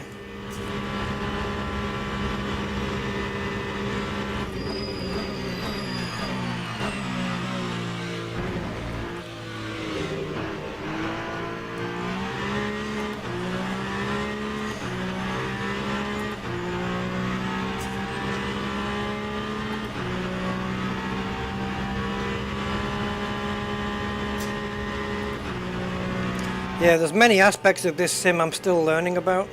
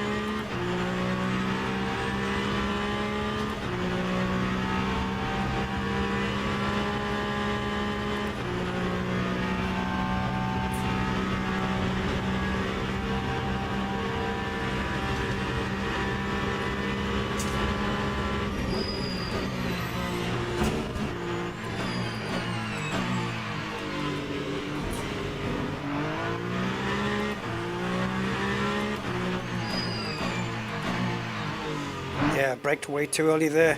It's because I don't want to mess up at this stage.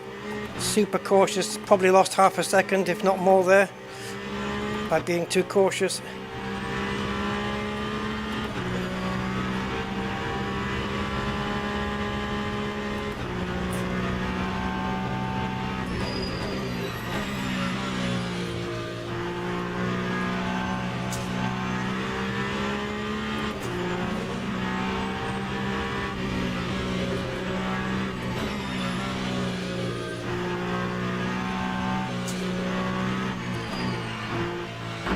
Come on.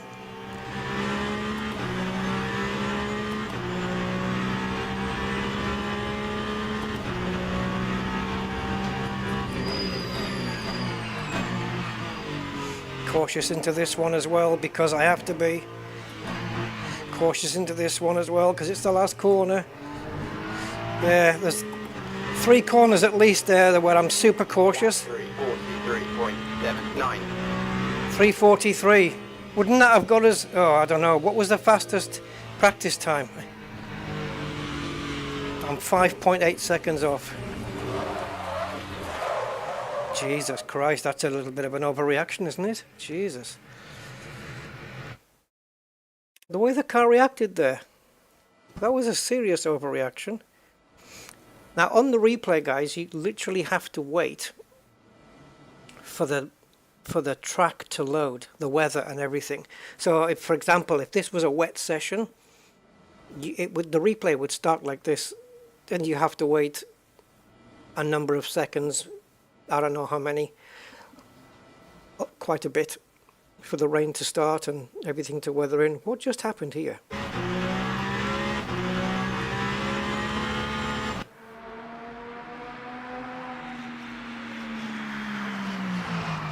I know I got a little bit of a doozy on, but then the reaction, see, that was, I don't know, what was that? No, I wasn't really braking hard either. I don't know what that was. Oh, see, when you're on lap 1, you can go forward to 2, and that's it. There is a lap 3. It's not a complete one, but I don't know why it can't take me to the marker for the beginning of lap 3. Similarly, look, it doesn't go backwards. The arrow's there to do it, but it doesn't work. Yeah, I don't know either. That's the only qualifying I'm gonna do.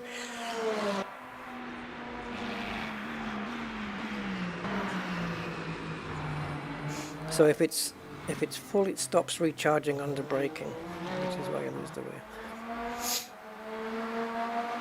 My energy wasn't... Oh, because the battery's fully charged. So that's different from the amount of energy you have, right? Because if I only have, I don't know, 38% energy, is that classed as a full battery?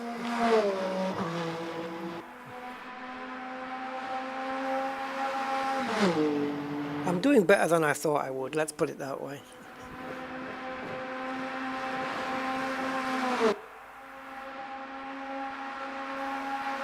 Yeah, no, I haven't.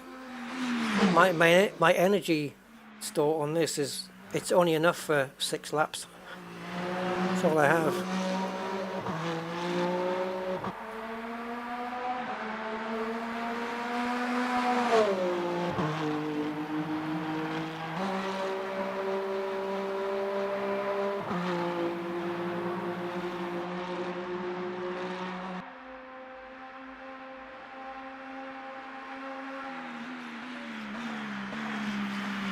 So how do I calculate my race fuel?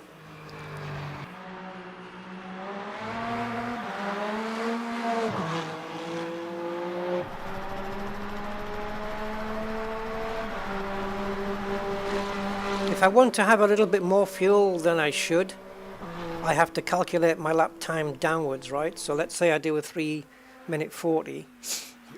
I would calculate the fuel as if I was doing a 3-minute 30. Right? Or is it the other way around? If you do 3-minute 30, you're going to do less laps. I don't know.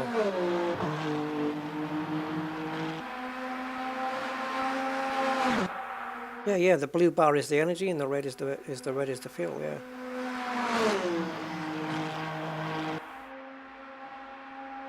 I'm gonna have to do 2 fuel calculations to work out the correct one, because I don't know which way to go.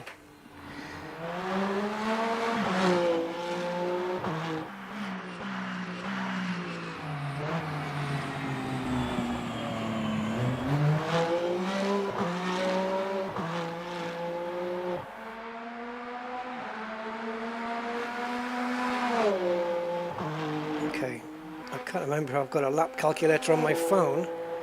I don't think so.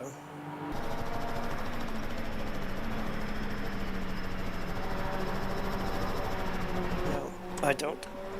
But I do have one on my PC. So sim racing, fuel estimator. Alright, so total race time. Average lap time. Let's say 3:40. So total lap 17.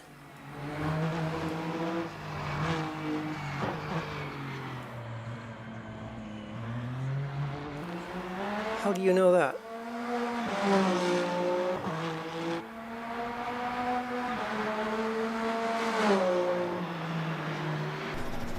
Okay, I understand now. Okay. So if I go 3:0, so 20 laps. Yeah, so I calculate down so that it can estimate more fuel than what I need.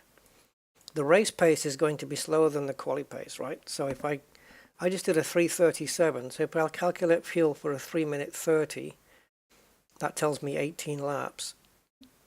So then I calculate for 18.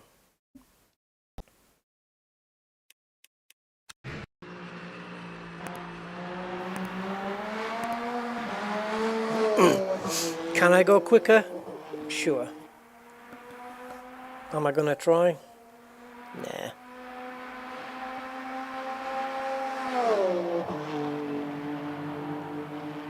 Is there no time acceleration on this? You know, just accelerate it and then just decelerate it. Put it back to normal. It's weird because most sims have got accelerate time options. Maybe this does and I just haven't found it yet.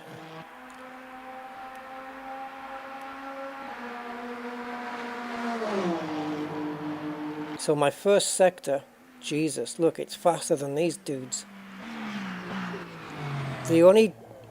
I'm only 77 thousandths of a second slower than the guy who did it quickest. And I'm 2/10 off in sector 2 only. So yeah, actually, wait a minute, 171. No, 926.026. 126. Yeah, two and a half tenths.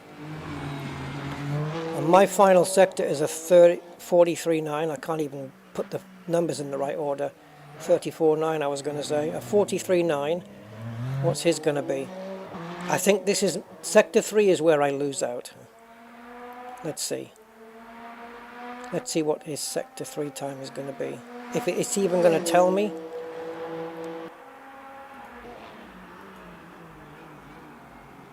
Has he just put that time in now? Didn't it show me the sector 3s? I've noticed how nobody's sector 3s is coming up, so I'm only assuming that they've just started their laps.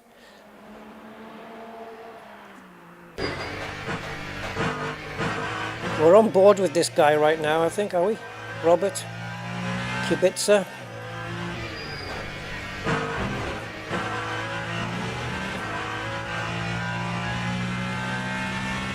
$138. Oh my god, yeah.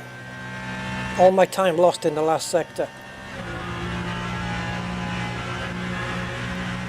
Yeah. 4.5 seconds I lose.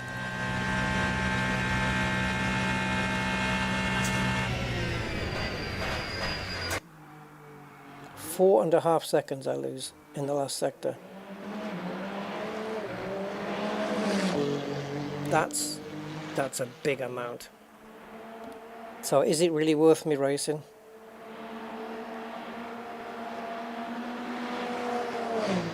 I can't really be losing that amount though, can I? Because if I was, I wouldn't have put in a practice time that could have got me near the top. All right.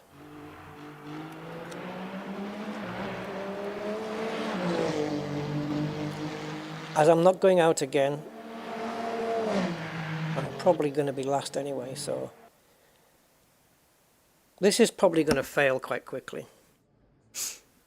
Yeah, Sam, I don't have all that set up, mate. I don't. I've got the one that does the kilowatts on the batteries, but I don't know when to change it, if to change it, you know, and how much it affects the fuel loads and all that stuff. I don't know. I don't know. Oh boy. I think we're going to be in trouble here.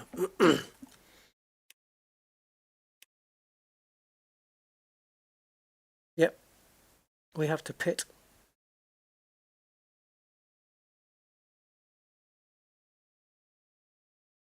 I need fuel for 18 laps and this won't do it.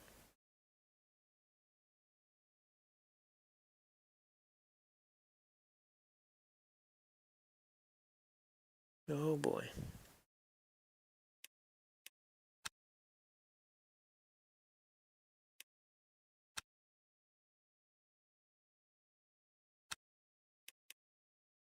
Can't believe we need a pit stop. I've never done a pit stop here before.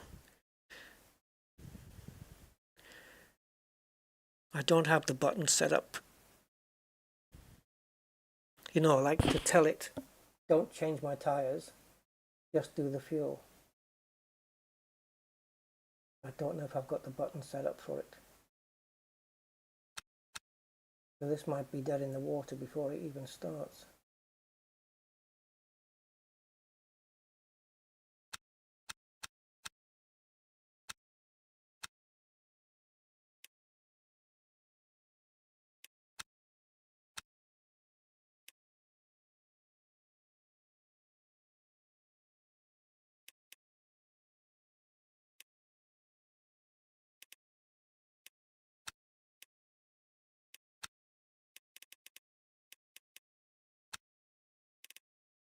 I don't know where it is either.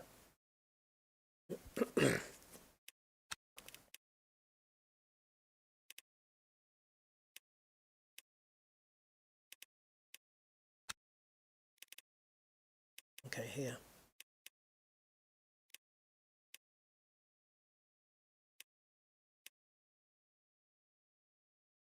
I'm going to be panicking doing that on the lap. Let me just make sure that it is the same button. It is, okay. So, I know the MFD page buttons, I know that one. Navigate is the hat key. And is there a select key? Or do you not need one? You don't need one. Okay, so I've just added yet another reason why this race is going to go badly.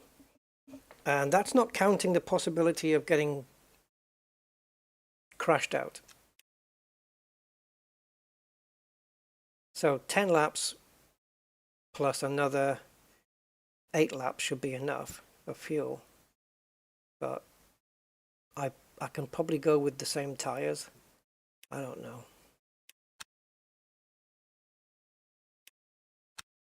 I'm going to mediums because I want to see if they'll last a bit longer.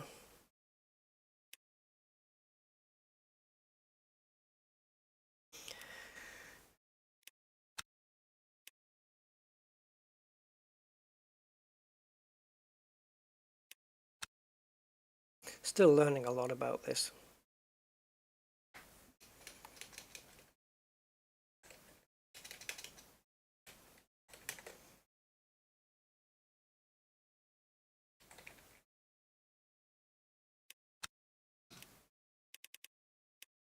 All right, this is all going to go wrong. But I was going to say, this is the point where I'm going to ask you guys, the 4 people that are left, because I know people are going to start dropping off like flies now. But if you are going to stay, you will need a little bit of patience because I tend to restart races I'm not happy with, and I might swear on occasion. So you have to be ready for those moments. So just a pre-warning. I'm going from bonnet mode and I don't care. Formation lap has started. 16 frames per second, that's lovely.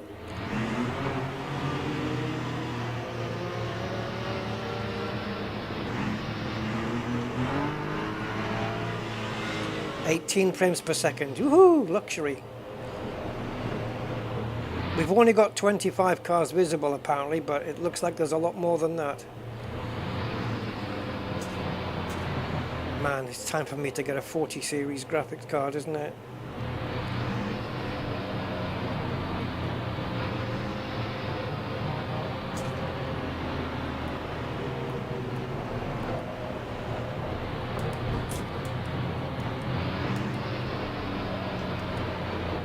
Where's my pit stop strategy here? Okay, so currently it's set to 10 more laps of fuel and no change on the tires.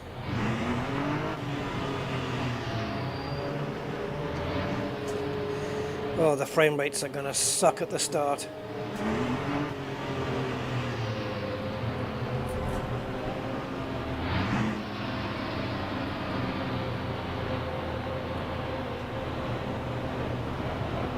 How long's this gonna last for? And oh, I know, until I get kicked, until I get crashed out, and then all the cars will be in front of me, and I'll be last. The guys in front are all on soft tires. Maybe that means they're going to need a tire change. That they're going to need a tire change during the race, and I don't. Which I think is what, 12 seconds?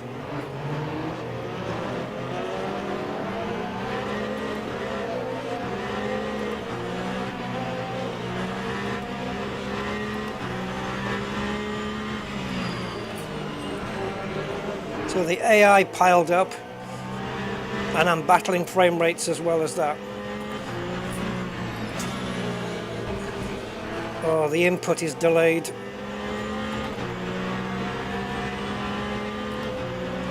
We just have to try and make do. Okay, we're getting some frame rates back as the field's spreading out.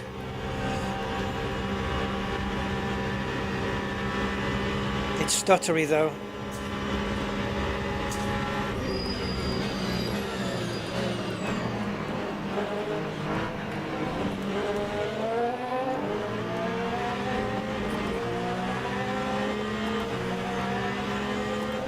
Five cars in front and we dropped out. No, six, I think. Yeah, 6 cars in front and we dropped out there.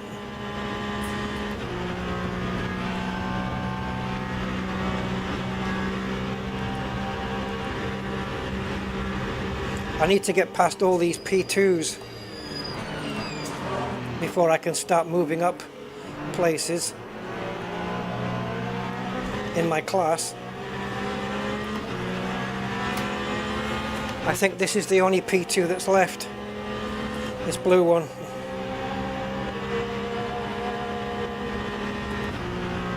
You can see the cars jerking backwards and forwards.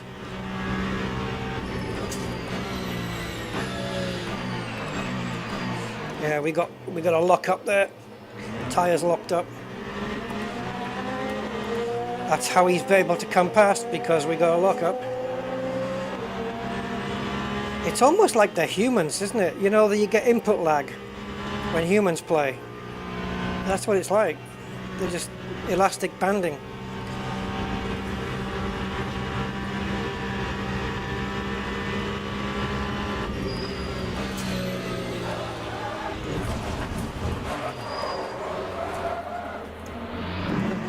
Oh, I need to get rid of this blue guy.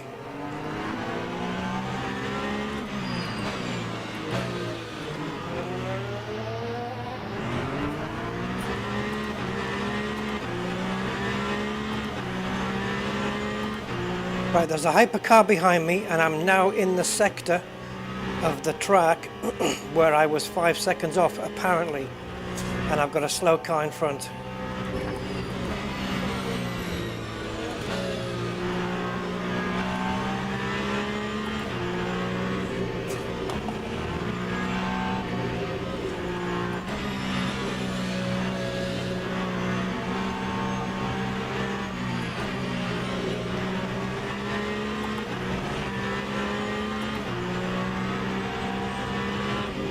Mind you, in this sector I was cautious in 2 corners, wasn't I?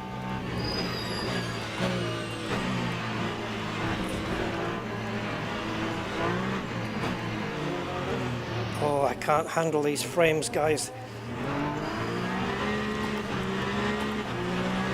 I should have passed that P2 by now. 0.18. Which just shows how slow I am.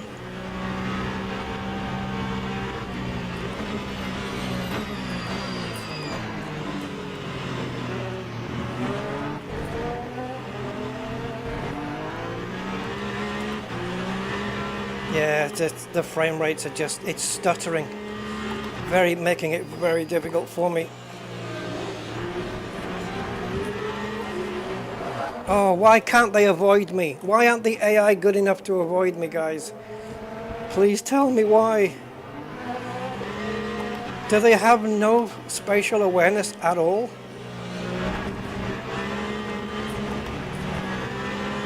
Oh, Jesus, it's so annoying.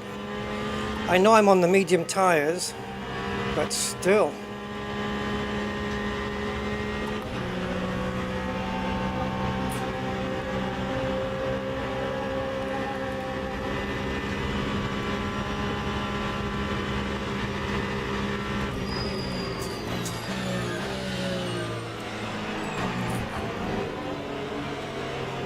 Car just won't turn there.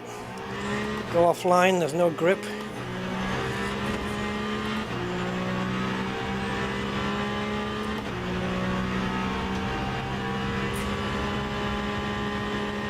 Yeah, it's like it's stuttering. I don't know if you guys can see it, the stuttering. It's like it's going woo, woo, woo, woo.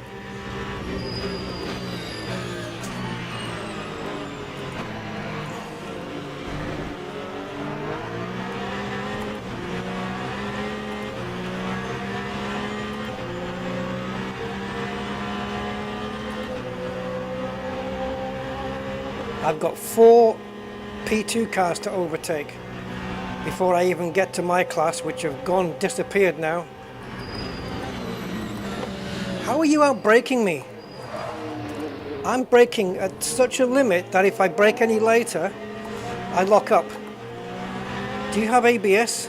And I don't. The P2s have ABS.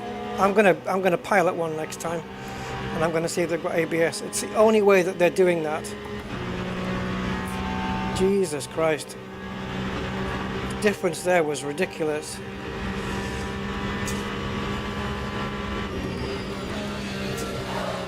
Yeah, it's because I'm trying to not hit that inside curb. Fuck it. It's because I'm trying to not hit the inside curb, and what's happening with that is sometimes if you hit the inside curb 8 times out of 10, you're fine. You can rumble over it. Sometimes I think there's those little yellow sausages there, and they can upset the car. So I've been trying to miss it. And what it's doing is it's pushing me out to the left. So I'm having to correct that and steer a bit more than I ideally want to. And then when I steer, the rear end can't live with it. It can't live with it. I'm going to give this one more go, and if it goes tits up again, then we're going to have a GT3 only race on this track with no quali and none of that shit. Let's see what happens. So we're back to the shit frame rates again. Formation lap has started. Where did they get that guy from?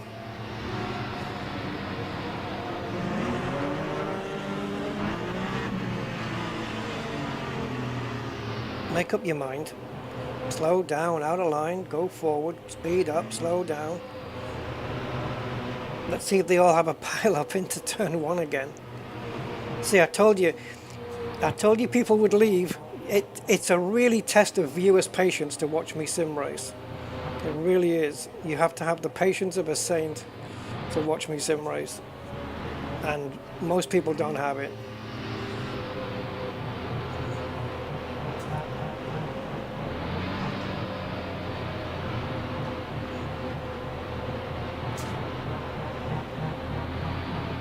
I demand a lot of myself sim racing, more than in any other game that I play.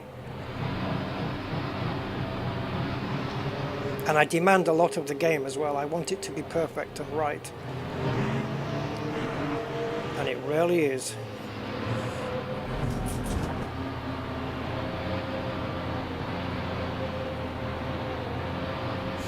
I don't like how we get the green light just as I'm coming around this freaking corner.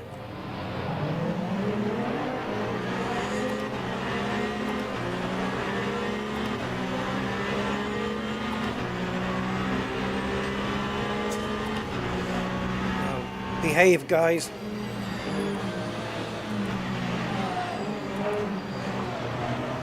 Oh, come on, you freaks. No, don't hit me. I don't trust the AI, so I'm being super cautious.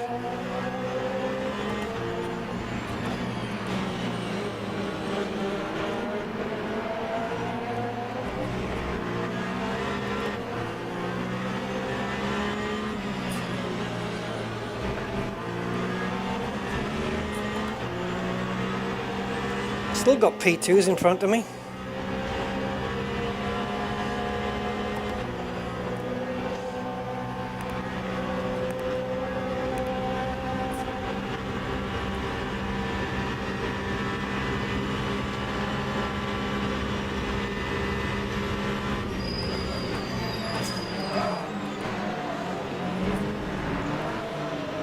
Okay, these are all hypercars now.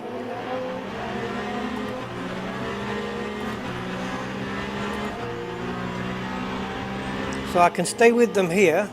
It's just when we get to the last sector, I'm going to lose them all.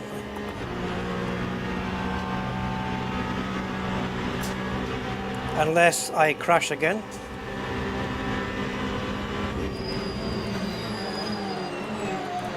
I'm going to be taking the curb this time.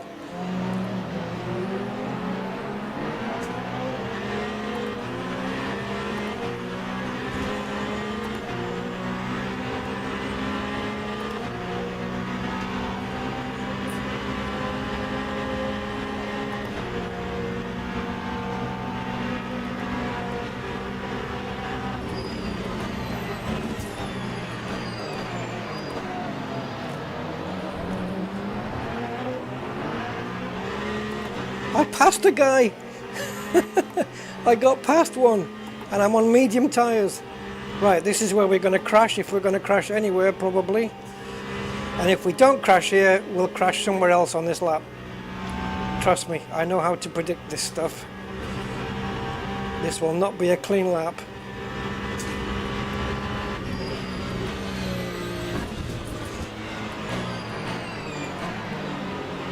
I didn't mean to hit that much curb. Overcompensated.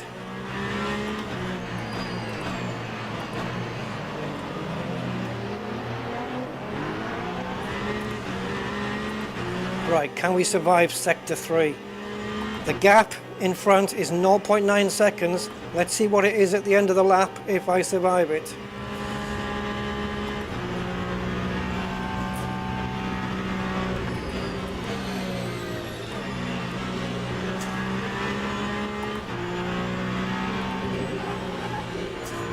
Oh, the rear end didn't want to stay with that. That was very off-putting.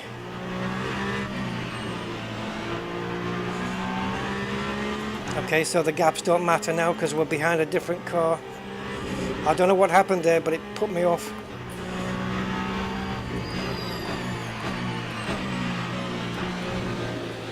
Jesus, the rear end was going to go there. I don't know how I just saved that. This car is... Lap 4:00. This car is very sensitive.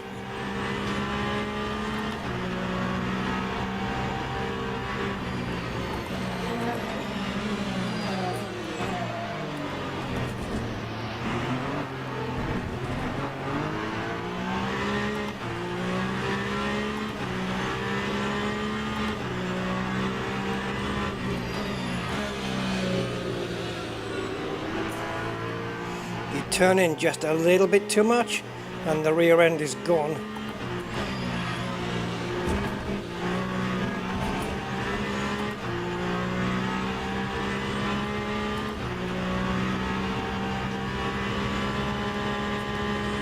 Right, we're in 19th, we've got 1.5 second gap up front. And the leader is 16 seconds in front of us already, which is just stupid.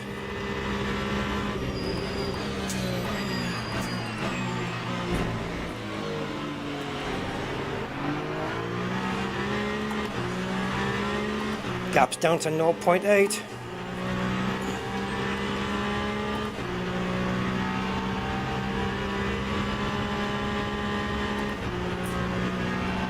I was going to switch to cockpit mode there, but I daren't now.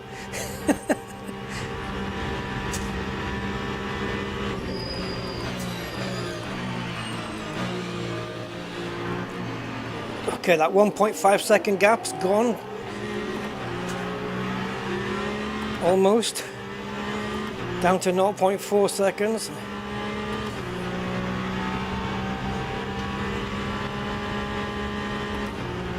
And I'm in the slipstream, I guess.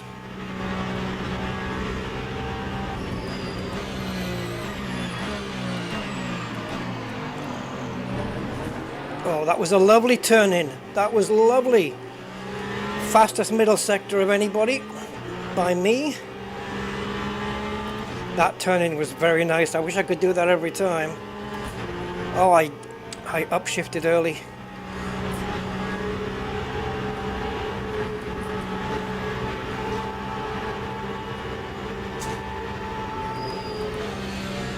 I couldn't take that battle on. That would have ended in tears.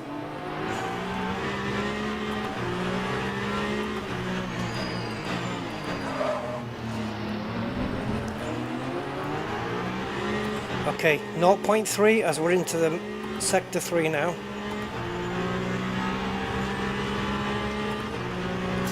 Make it 0.4 more accurate.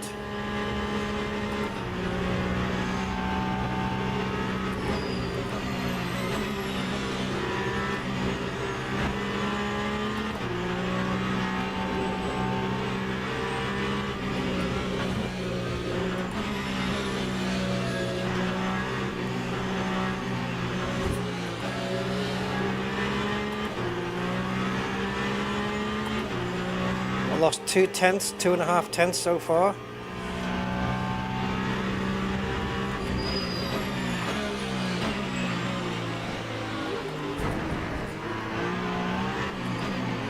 Shite, that is so deceptive, that corner. It comes up on you so much quicker than you think. 342.87. The gap wouldn't have been that big if I hadn't fucked up that last corner.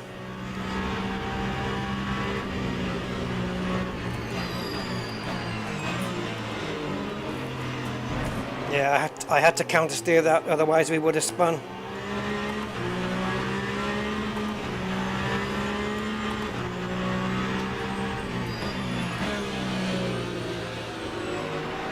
Had to back off there, otherwise he would have spun. These cars are such a challenge.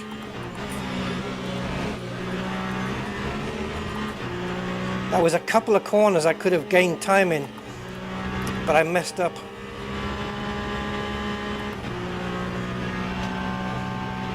Oof, I'm still doing better than I imagined. So who's the two that are left? Just say hi on the chat, and I'll give you a special congratulations for surviving the distance, because you would deserve it.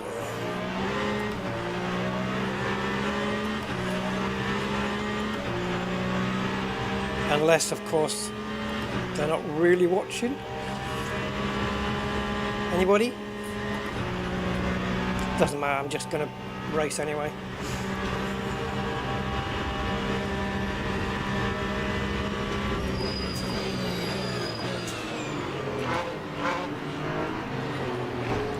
Again, any contact with an enemy car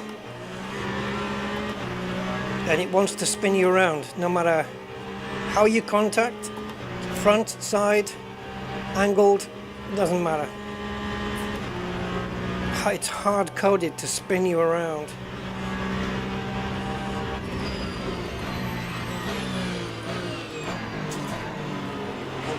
I hope they fix that. Collision physics are a little bit out.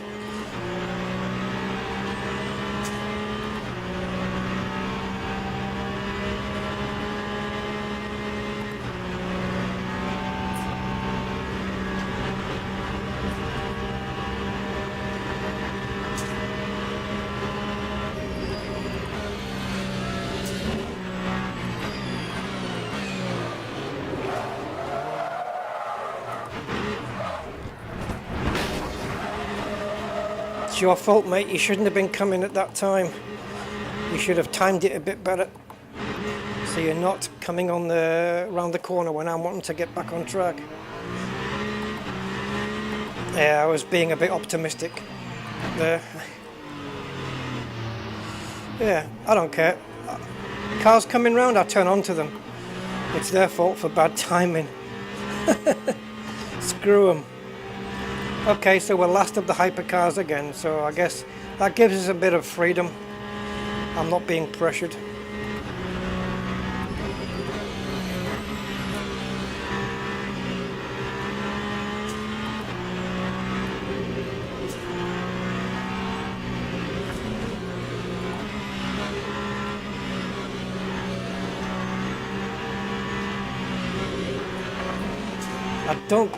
At this rate, honestly, I don't see myself seeing this race to the end. We'll see how it goes, but I just, at the moment, I don't see it happening. But we'll see.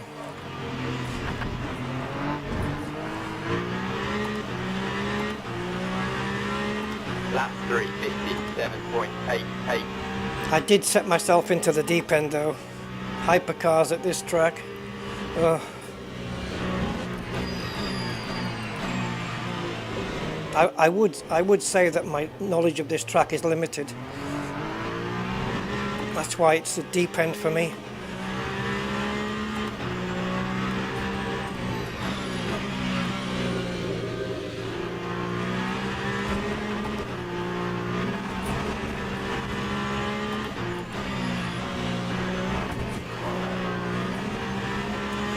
Yeah, you probably don't have to downshift for that corner, but I always do.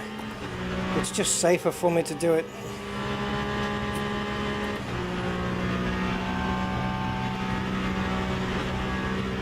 What position was I in before everything went tits up? 19th, I think.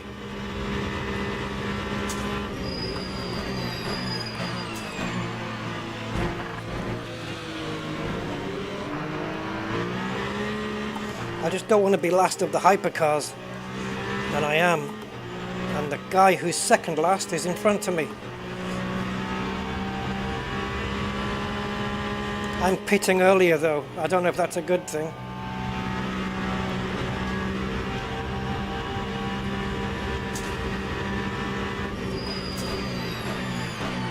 I'm going to try and do it without changing tyres. And because they're on softs, they may have to do a tyre change. And if they don't, well, the tyres are going to wear out before mine do. I'm catching this guy in front and we're in the same car.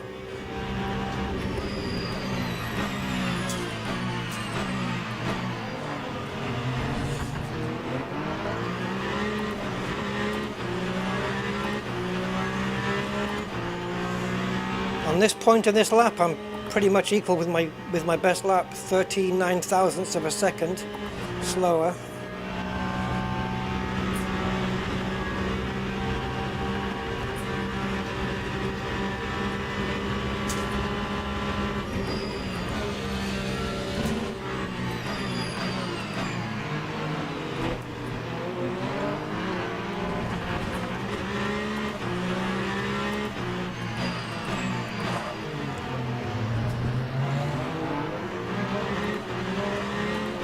The problem is, if I get past this guy, he's going to be hounding me in sector 3 on the next lap.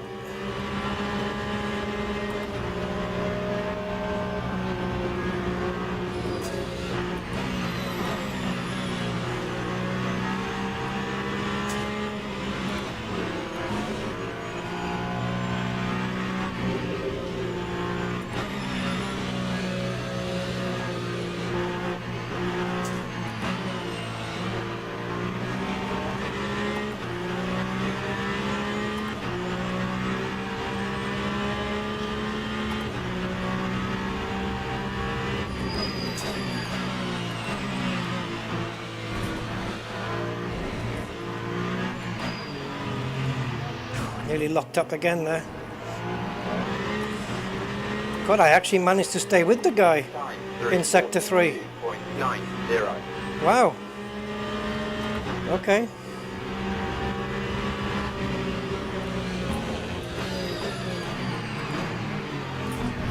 Sorry man, I'm just quicker than you in the braking zone.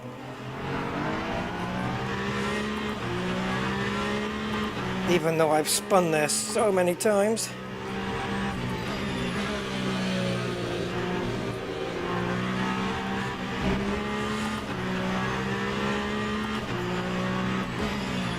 For the moment, I am no longer the last hypercar.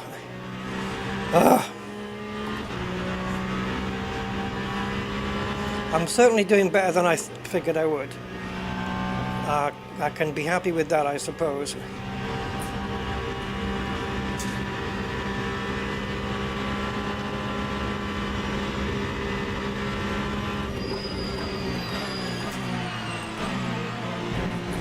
Hello you guys, remember me? Of course you do.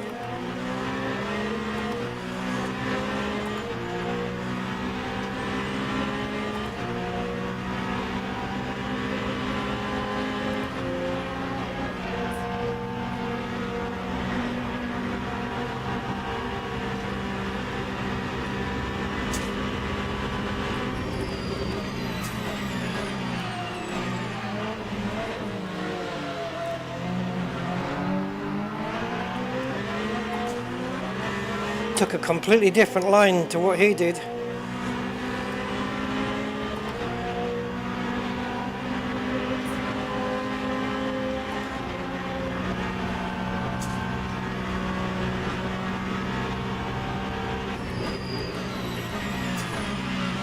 Get out of it, you little pillock.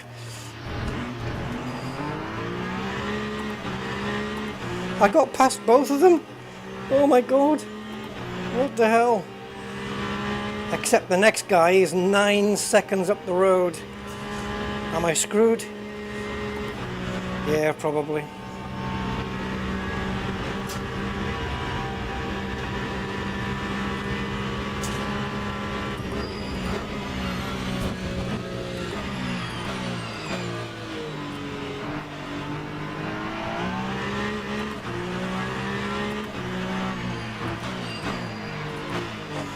It's the balance between locking up and not locking up there. It's a knife edge, it really is.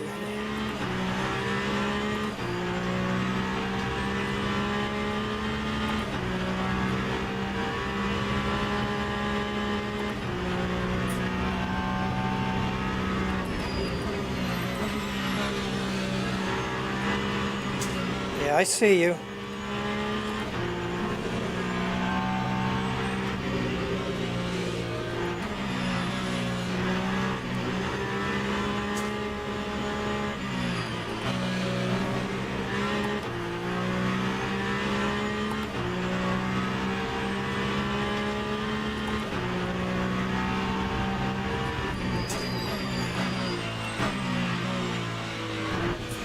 I think I can brake later there, but I daren't. I know I can brake later and still make that corner. Time 3:43.02. Okay, 8 seconds to the guy in front.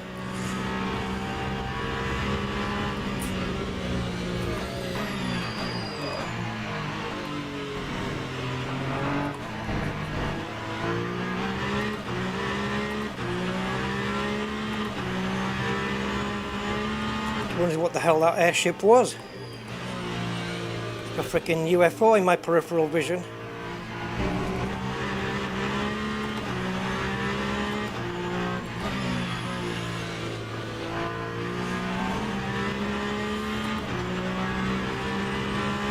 Yeah, that wasn't an ideal first sector. I made a couple of mistakes. But the gap is coming down in front, and we're increasing the gap behind, so let's see.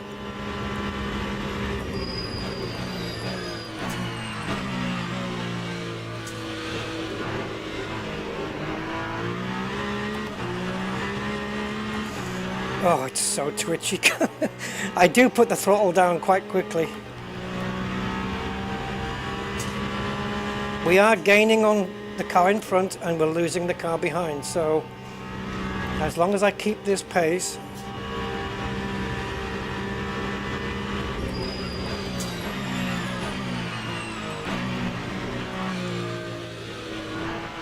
it's so dark in that corner.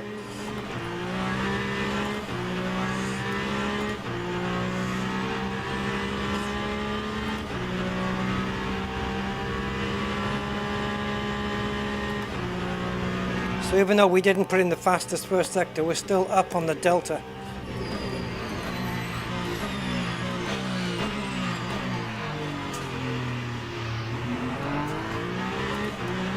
Well, we were till I made that mistake.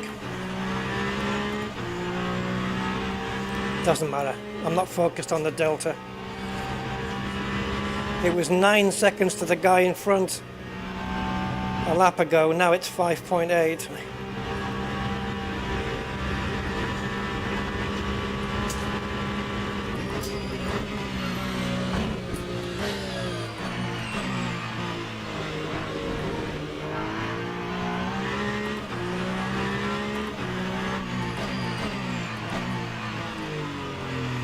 Oh, that's such a difficult corner for me. I don't know why.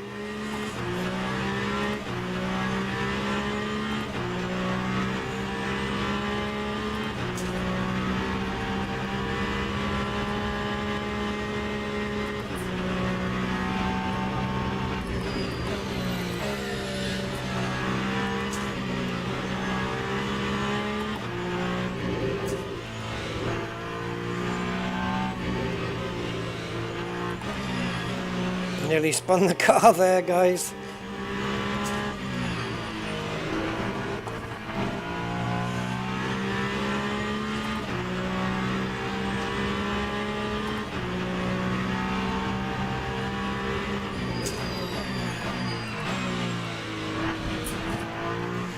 definitely carry more speed through there, but I'm just so leery of it. Time 3:42.75. We were only a tenth quicker than our best lap. A tenth. That's how consistent I'm being. Yeah, I should have kept my mouth shut because I'm not focusing when I'm talking.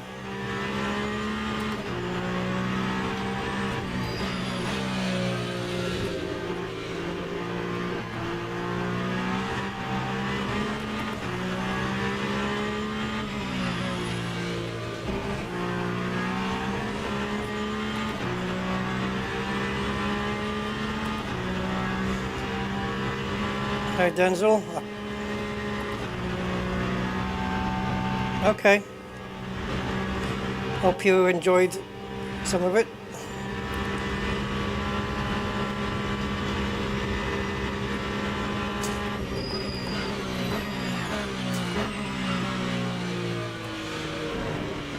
Fastest lap so far this, for me. Nearly a second quicker at the moment.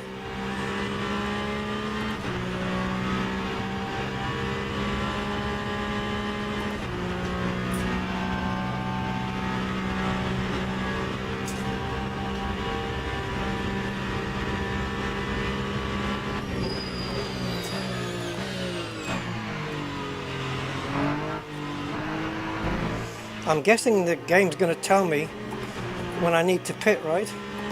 I don't know.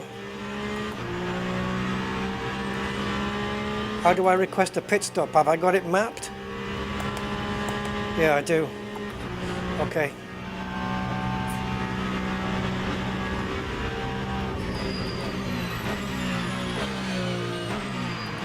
Right, I can't read that message, Denzel, not while I'm racing, mate.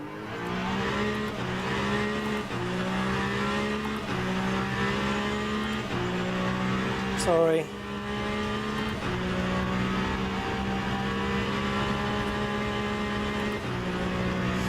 So because I'm gaining to the car in front and losing the car behind dramatically, whatever happens now, I'm happy with my performance. Frame rates have gone jiggly again. I'm happy with my pace around this track in a hypercar.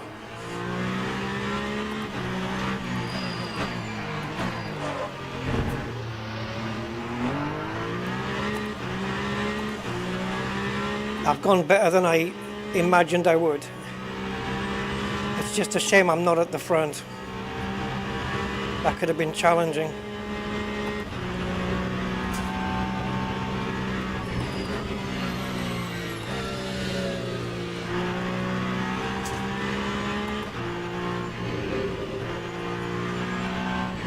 Oh, are we lapping traffic now? I just saw a blue flag. Oh yeah, GT3 cars, we're lapping them now.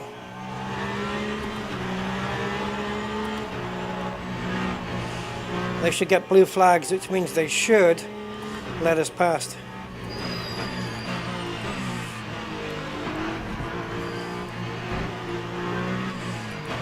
Oh, don't do it here, matey, Jesus. I'll get you on the straight, don't worry. That time was a 3:45.79.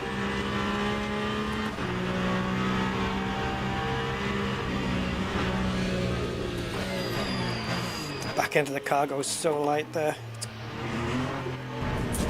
It makes you think it's going to spin every time you go around that little bend.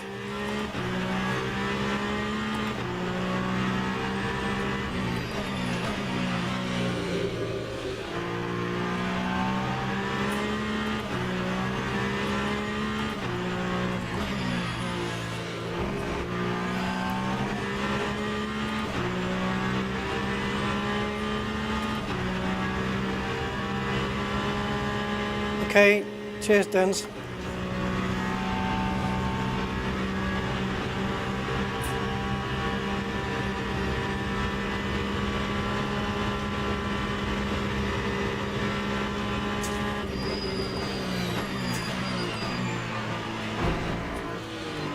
The This is my next guy to overtake.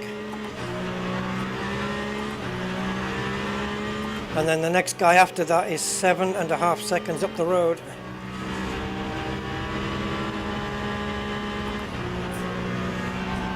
Oh, this is going to be tight.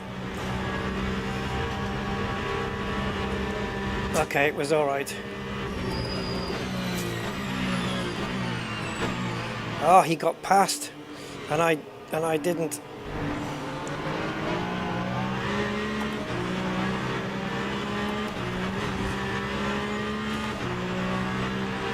We're lapping the GT3s, man. They're quick in a Assetto Corsa, but compared to these cars, not so much.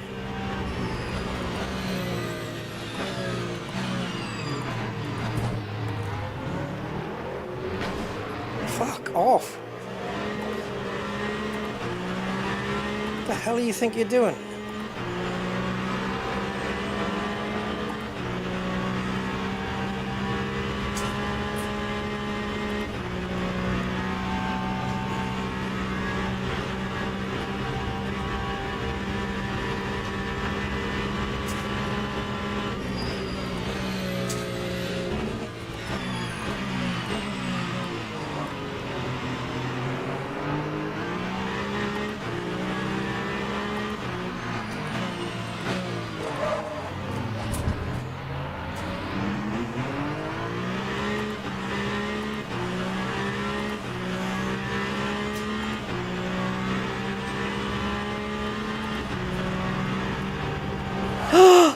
You son of a bitch, can you not see which fucking side of the track I'm coming through on?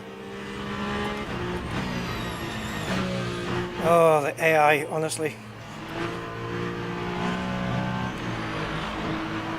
Great, now you're costing me like 6 seconds.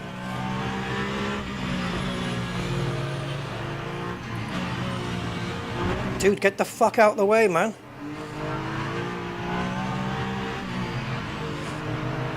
How does this guy not have a blue flag?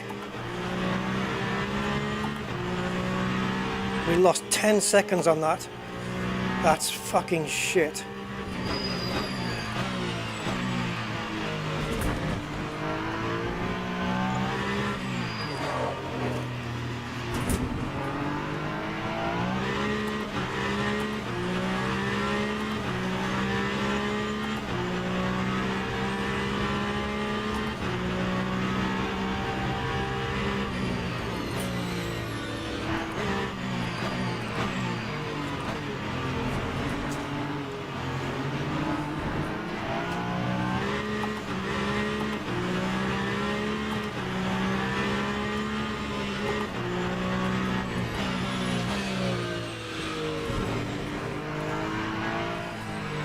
I'm not 100% sure where the pit entry is.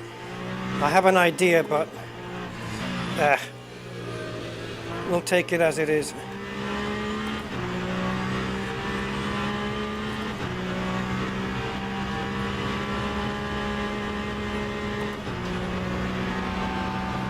I can't believe that guy was going for an overtake.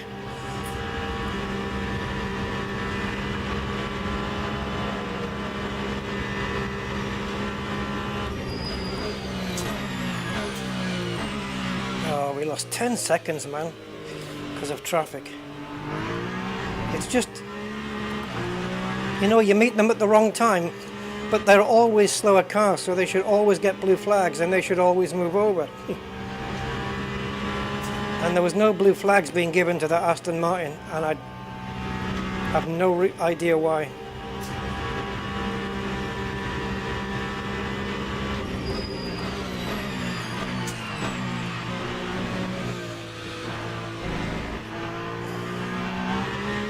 All I can do is hope that the cars in front are pitting for fuel and tyres.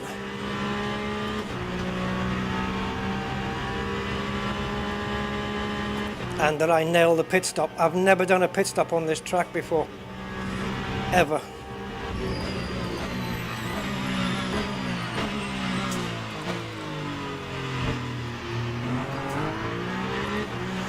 Can we have daylight before I get to the pits? So I can see the pit lane.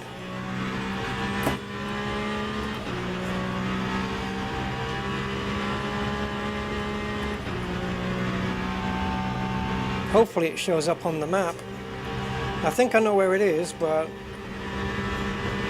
it's going to cost me time finding out.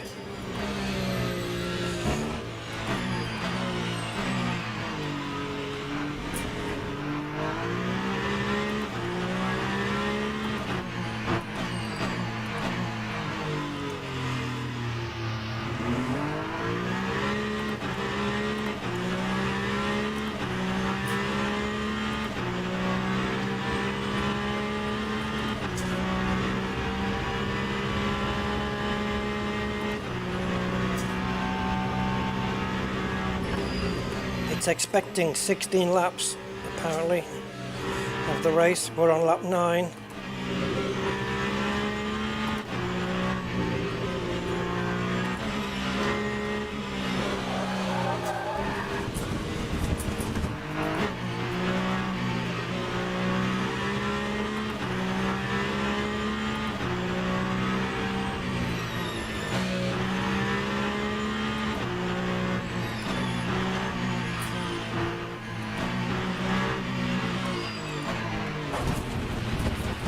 Yeah, see, I told you I didn't know where it was.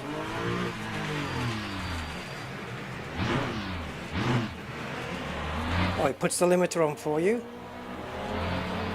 Yeah, it does. Okay. I've lost a lot of time there figuring that out. I didn't know whether it was going to do it for me. When it said pit limiter on, I didn't know whether it was actually on or whether that was just a warning to say, put your pit limiter on.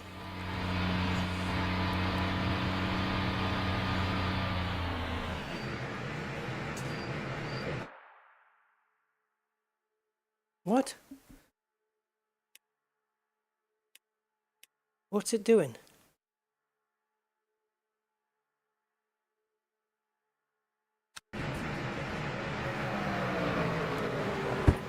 Did time for everybody stop there? I fucking hope so.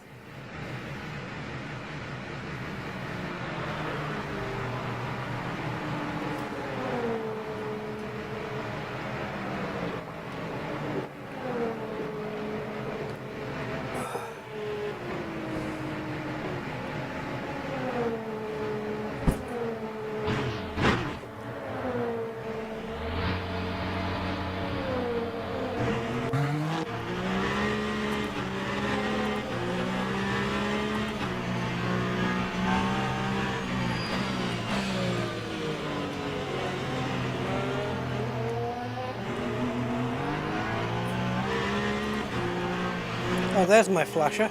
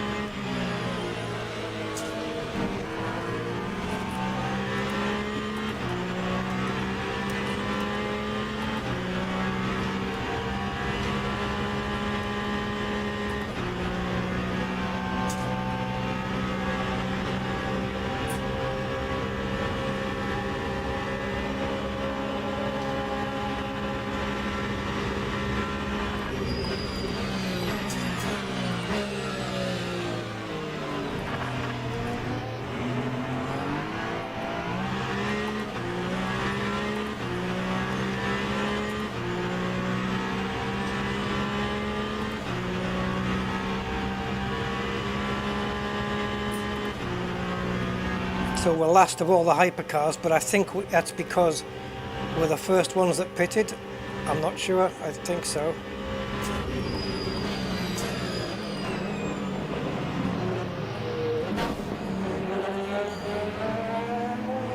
There's more traffic than London now.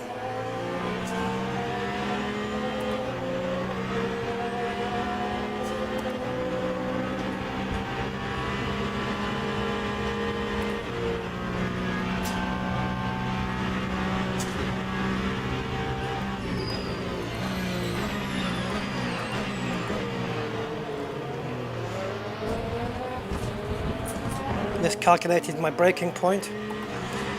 It's normal.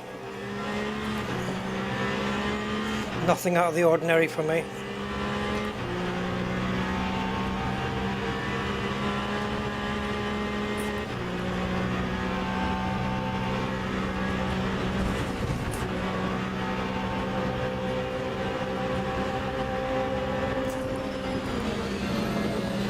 I knew I was about to say it, but I kept my fucking mouth shut. I was going to say this is going to end in tears, and I should have said it, but I kept my mouth shut. I knew that P2 car wouldn't back off, even though there was a superior car coming past him. Fuck me. Oh, this AI needs some major reworking. If you've got a car coming past you in a completely different class, you've got no fucking chance. So why even defend? Why? Look at that twat. Just switching sides on the track when I'm coming through. Oh, you fucking asshole. Got AI now just making mistakes randomly on their own.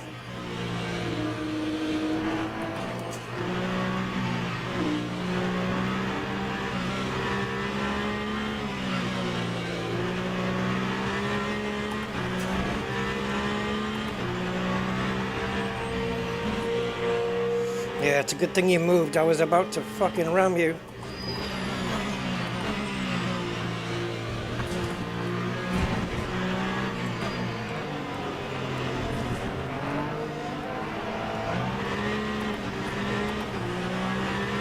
This could be, obviously we pitted at a bad time.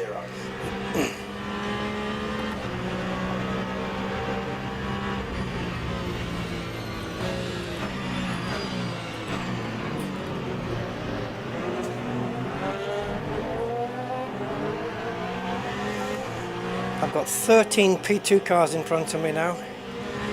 I had none before. I'm not going to risk it here. I don't trust the AI for anything. I'm much faster, but I ain't going to chance it. I daren't. I don't trust them.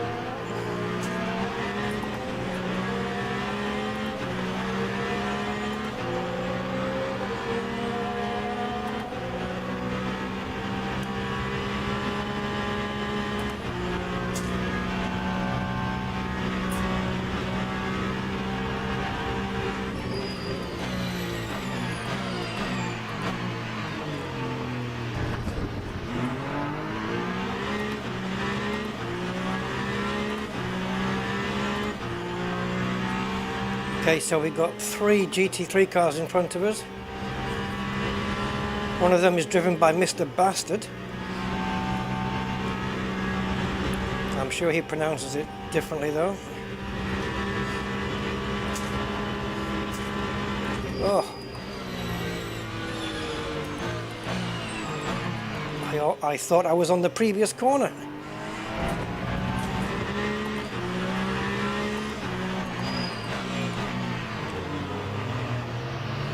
Lapses in concentration. I've no idea where the next hypercar is. I can just hope that they still need to pit. And I think they do, because they had more energy than me, I think.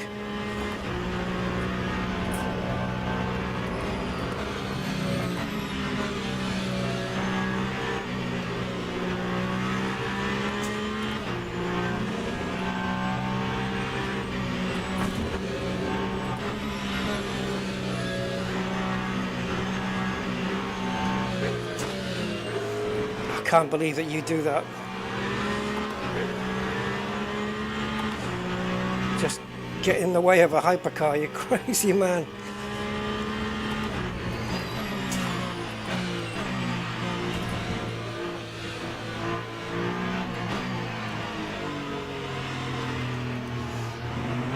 That's another 5 seconds down on our normal lap times because of traffic. 8.26. Okay, hypercars. Oh, we've passed a couple. Okay, so I'm behind the green guy. Okay, so I'm in front. No, I'm not saying who's in front yet. I just had to let him go because I knew if I didn't, we would come together. He would crash into me.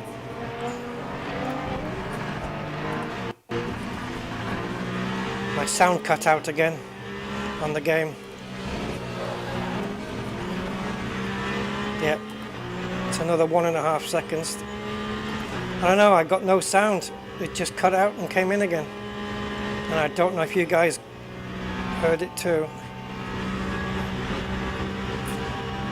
So we're in 21st now, so we've lost what, 2 places? That's the shits, isn't it?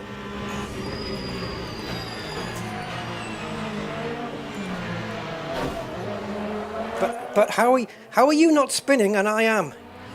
Explain. How does that fucking work? Ah! Every time you make contact, anywhere, at the back, at the front, at the side, you spin, they don't, every time.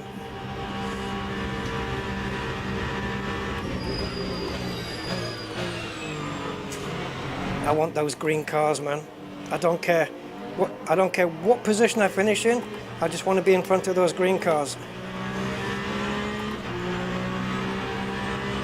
So, silent mode, full focus.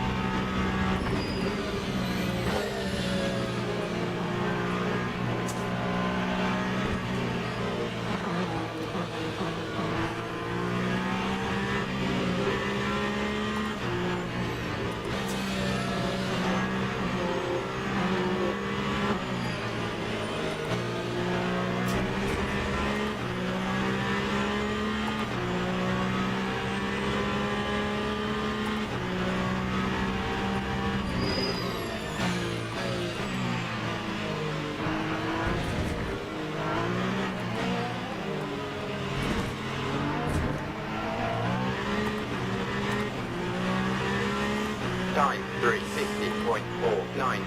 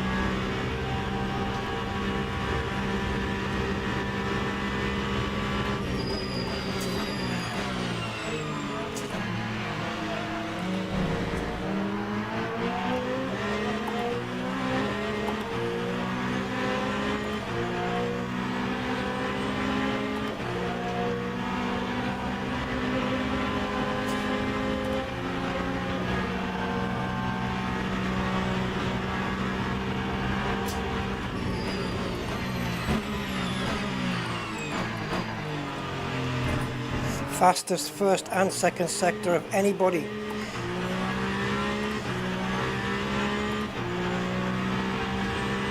And I've got past the 2 green cars.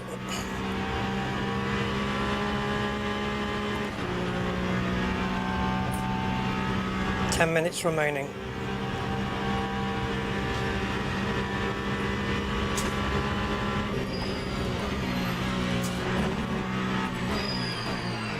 Yeah, you spun, didn't you? Bit too enthusiastic there, weren't you?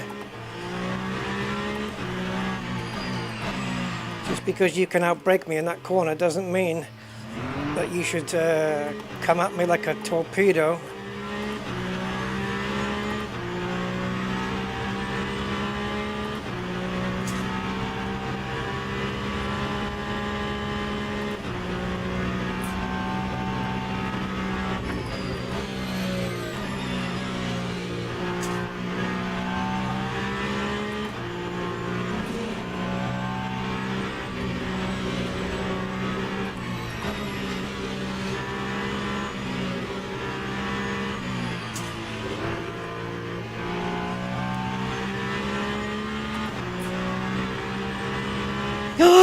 The fuck, where am I going?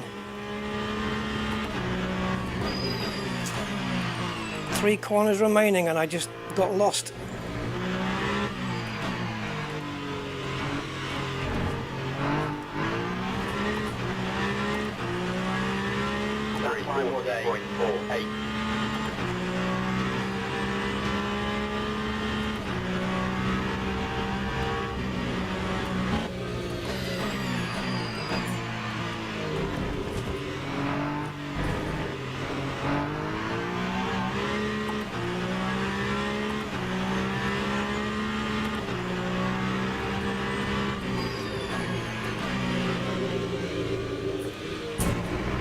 Back end was going there, I had to correct it.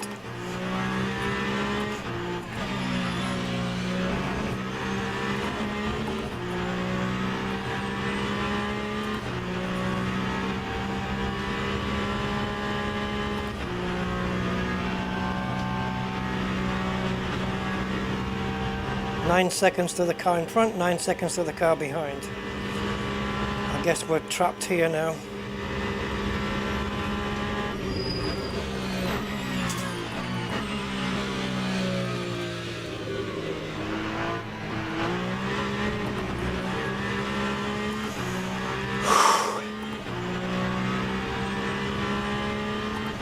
So we got 3 laps left? I don't know.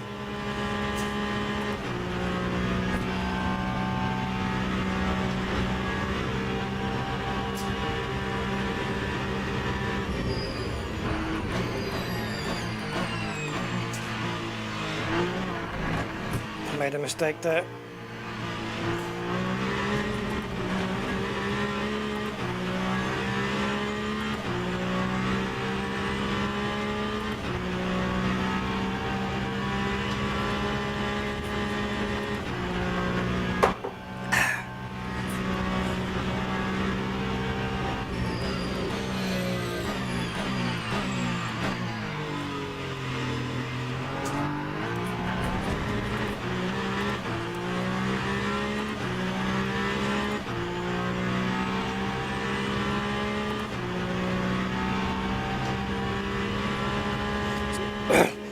Hypercar wise, this isn't a great result.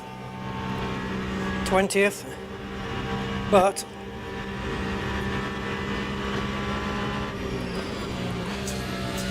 we did lose a lot of time and positions, I think, didn't we? It's points in the race there, particularly on the pit stop where I didn't really know what to do.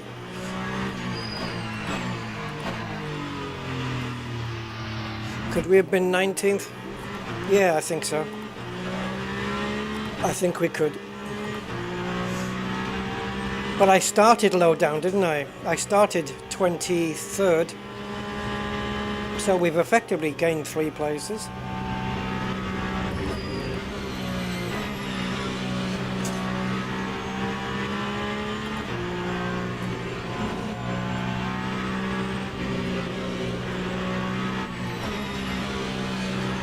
I know you probably shouldn't do 4th gear here, but I do.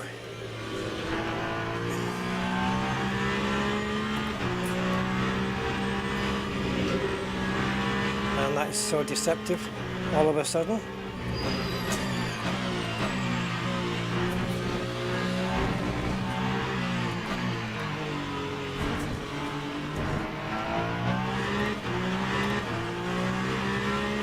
Time 3:41.70.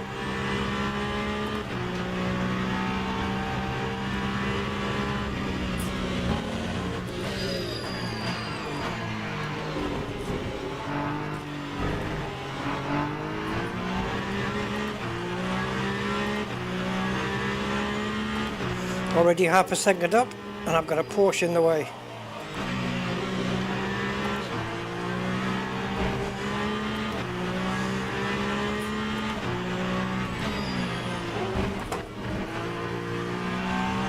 Had no choice, mate. I had to do it. It still cost us nearly half a second. In fact, it will cost me half a second because I'm losing time down the straight. So we got the fastest first sector, but we would have been even quicker.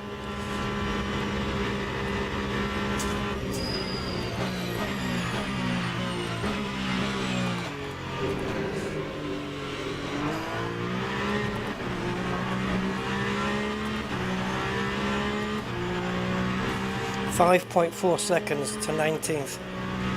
Can we catch him in 4 minutes left of the race? Oh, I don't know.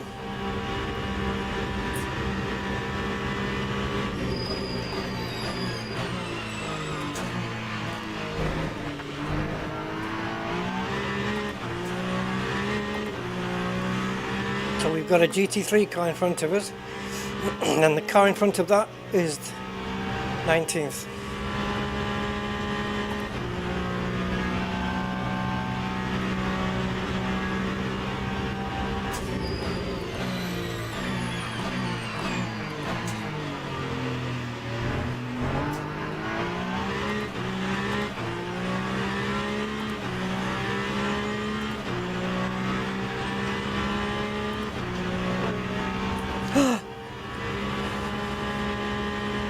Make contact.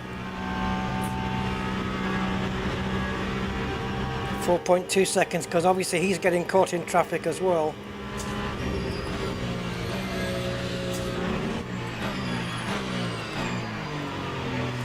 Oh, this is bad.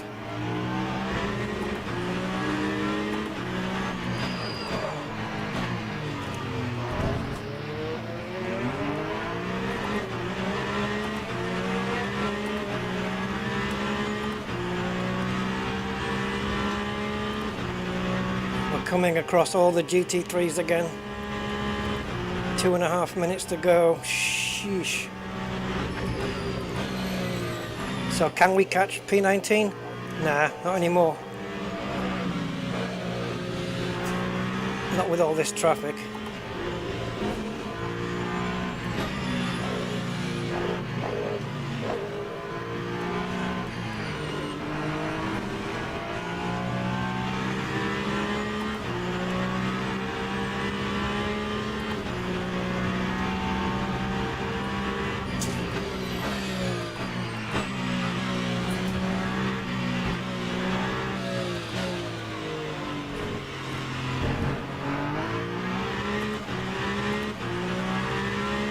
Lap 3:41.8. P19 did a 3 minute 45, I did a 3 minute 41.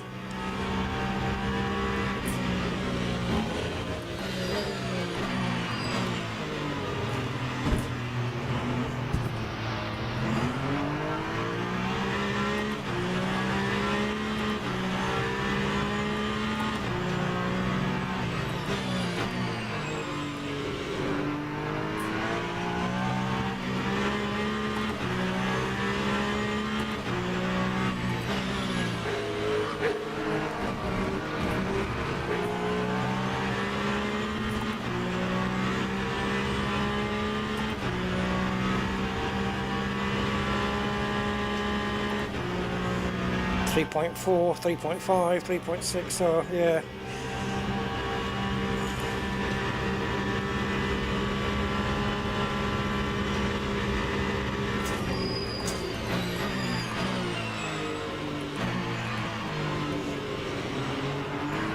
the leader crosses the line within the next minute, then there's another lap after this.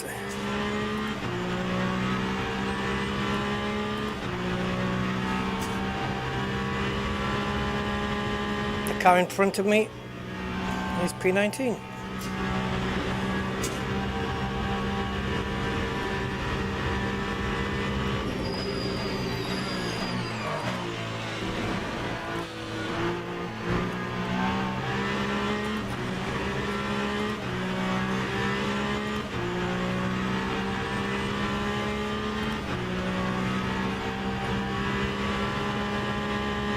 Oh guys, he's only 1.8 seconds ahead now.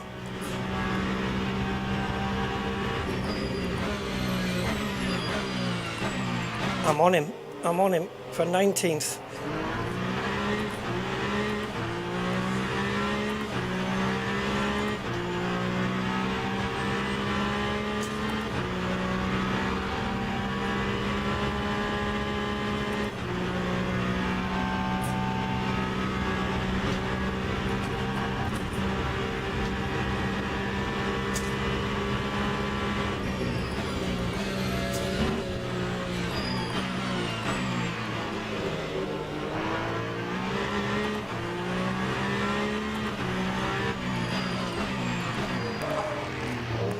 What the hell did you brake so hard for?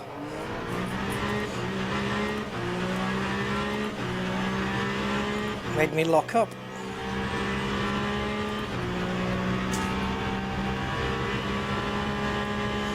I've got to follow him through.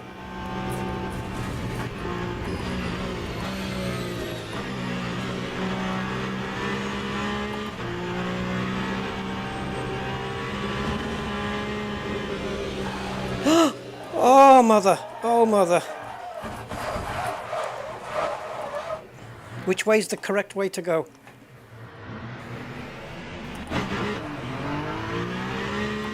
Okay, so we're P20.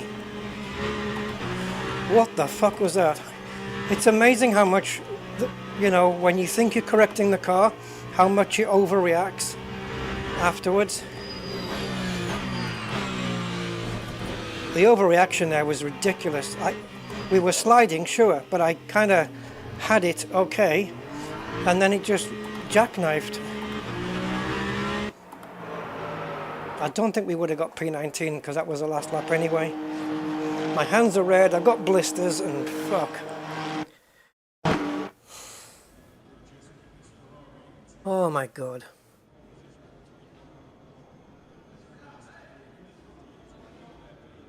I was lapping 3 seconds a lap faster. In fact, it's only 1, 2, 3, 4, 5. The top 5 were on my pace. I did a 340.4, 340.0, 340.2, 340.6, and this twat.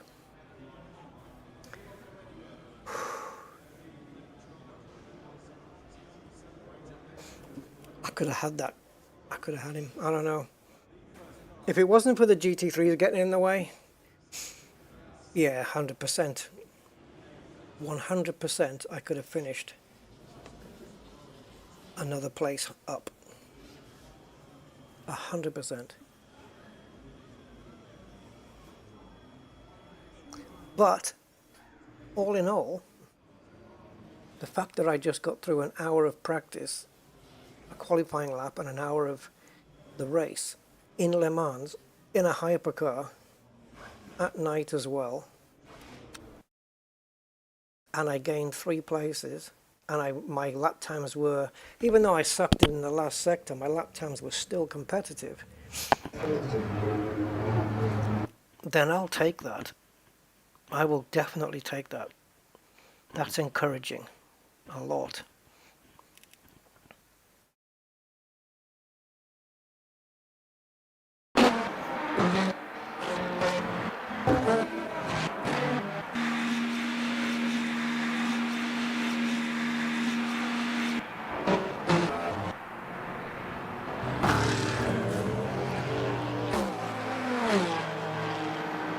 I'm interested to know what happened with that spin.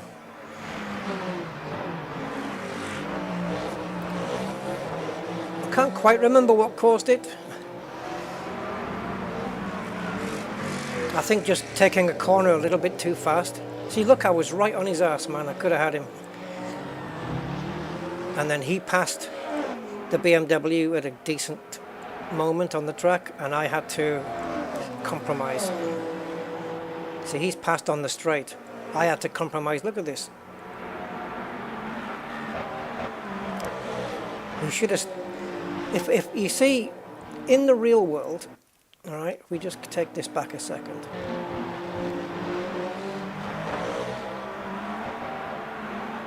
And I'll tell you how this would have gone in the real world. And not in the AI world. Okay, so the car in front of me is passing that BMW on the left. Right, so that already alerts the BMW driver that there are faster cars coming. And any normal driver would look in his mirrors and see that there was another one coming.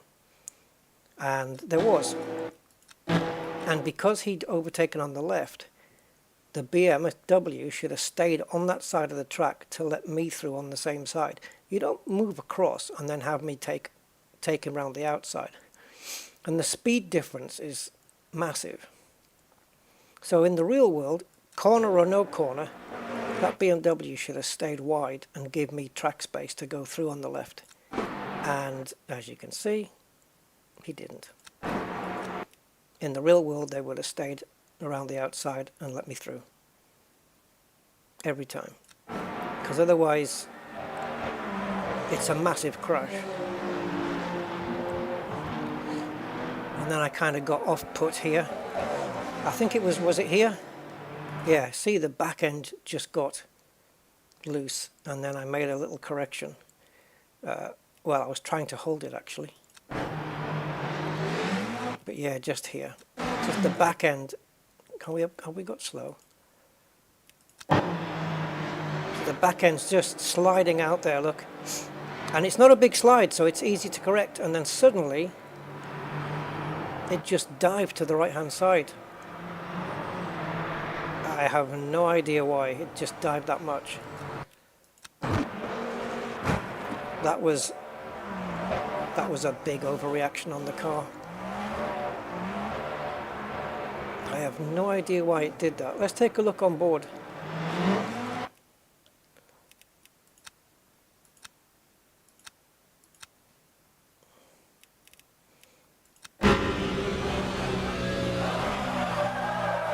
I only made a small correction,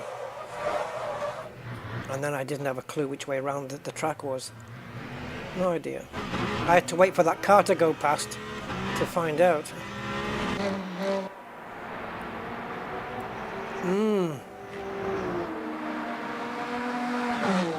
I'm not very impressed with the AI. When they get blue flags, I think they do obey them okay. But the fact that they get in slow cars, GT3 slow cars, get in the way of hypercars so much,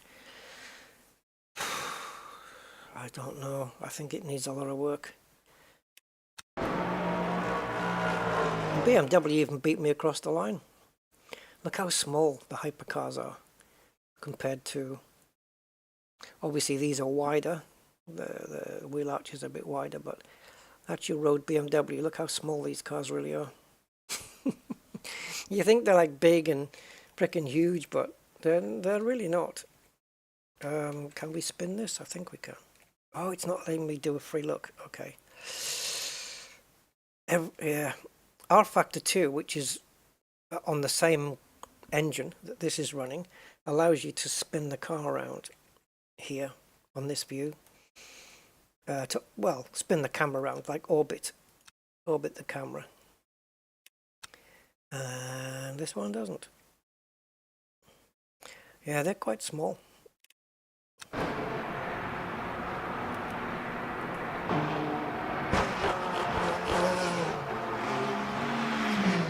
They look big, don't they, from that side profile?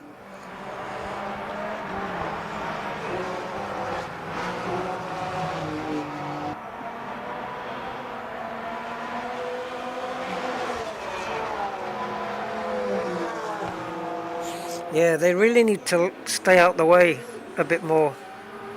I know they've got to take their corners and they're doing their race, but if that Porsche is racing the orange car behind, well, the orange car will have slowed down for me, and then the Porsche in front slows down for me, and the gap's kind of the same-ish, hopefully. Hopefully for the Porsche drivers. But yeah, they kind of have to get out of the way, I'm sure. This is the issue with multi-class racing, though, isn't it? You've got cars that are... It's like putting...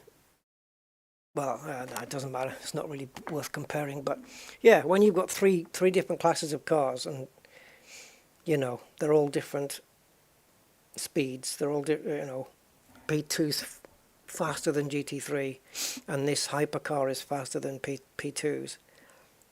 You've got to keep an eye on your mirrors, especially if you're in a GT3 and the first hypercar laps you, then immediately you have to keep looking in your mirrors because there's going to be more coming. And you have to move out of the way. So, my race time was, well, I don't know. Is that what it is? 1 minute 39 off the winner. 1 minute 39.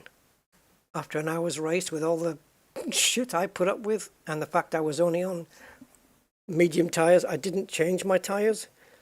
I don't know whether these guys did, but this is the faster tire, the softs. The only thing is that they wear down faster. But I don't know if they changed their tires. I didn't want to leave the event or go to replay. I wanted to get back to the pit thing. Oh, we had GTEs on here as well? Yeah, I think one of the cars is a GTE. Or maybe two. Let's have a look. Not really sure which one it is. GTE. Yeah. So we've got GT3 cars. So obviously the Aston isn't. The Beamer. How do I change without changing?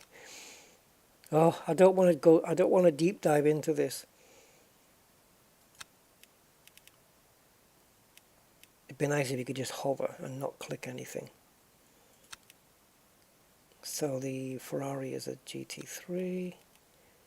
I'm surprised they haven't separated the categories here, but okay. The Mustang is, the McLaren is for sure GT3. And so is the Porsche. So which is the GTE car? Huh. I don't know. Yeah, so the sim all in all has got some great features. It's got some great immersion. It really, really does. Possibly a little bit more immersion than ACC. I don't know. I'd have to do an equivalent race, like, I don't know. We don't have LeMans, but maybe Watkins Glen or something, and I'd do a 1 hour race with a 24 times day-night cycle. But that was, the AI got me frustrated, just banging into me and stuff like that. But if you remove that, if you forget about that and push it to the side, the AI being not getting out of the way and then banging into you and blocking you, and if we put that aside, the rest was pretty freaking good. The day-night cycle was cool, the lighting was good, the sunsets and the sunrise are very nice. And if we'd introduced rain as well, it would have been even more immersive. But oh my god, these hypercars are so on edge. You just have to push it a little bit more. And it's the difference between staying on the track and getting spun off. They were tricky to drive. That was a tricky car because I never quite trusted that rear end. And this Ferrari, it's brutal. I think this one's even harder to drive. If I'm not mistaken, I think it's a harder car to drive. I'd have to try it. But yeah. And what is this one again? Isota. Not too into those rims. The Peugeot is the 9X8 is quite a famous one, but in this livery, that livery's, I love it. I love that livery. I didn't realize it was only for one event though. Toyota have made amazing hypercars as well. They've won quite a bit. Maybe I have to try some of those. But yeah, I guess out of all the tracks in this sim, the LeMans is probably the most challenging, and the hypercars are the most challenging cars. Ah, there's the GTEs. Look, in the 2023. Yeah, but I didn't include those. I only included the 2024 season. So it should be the car should be separate then. So the tracks here, Sebring, which is a track I quite like. It's tricky in a couple of places, but I quite like it. Portimao in Portugal, which I still haven't quite got to grips with. There's a couple of corners that lead over blind crests. You know, you're going uphill here, for example, and you know there's a crest in a corner, but you can't see it because you're going uphill, and you've got to know the track to know how much to turn the steering wheel. It's a bastard. Spa-Francorchamps obviously braced on that a lot. Le Mans, Monza. What's the Curva Grande circuit? Oh shit! It gets rid of the first chicane. Interesting. Fuji, tricky track, especially with all this middle, this last sector. But you can get rid of it here. See, this is nice. The classic one's better. This is a tricky little thing to navigate.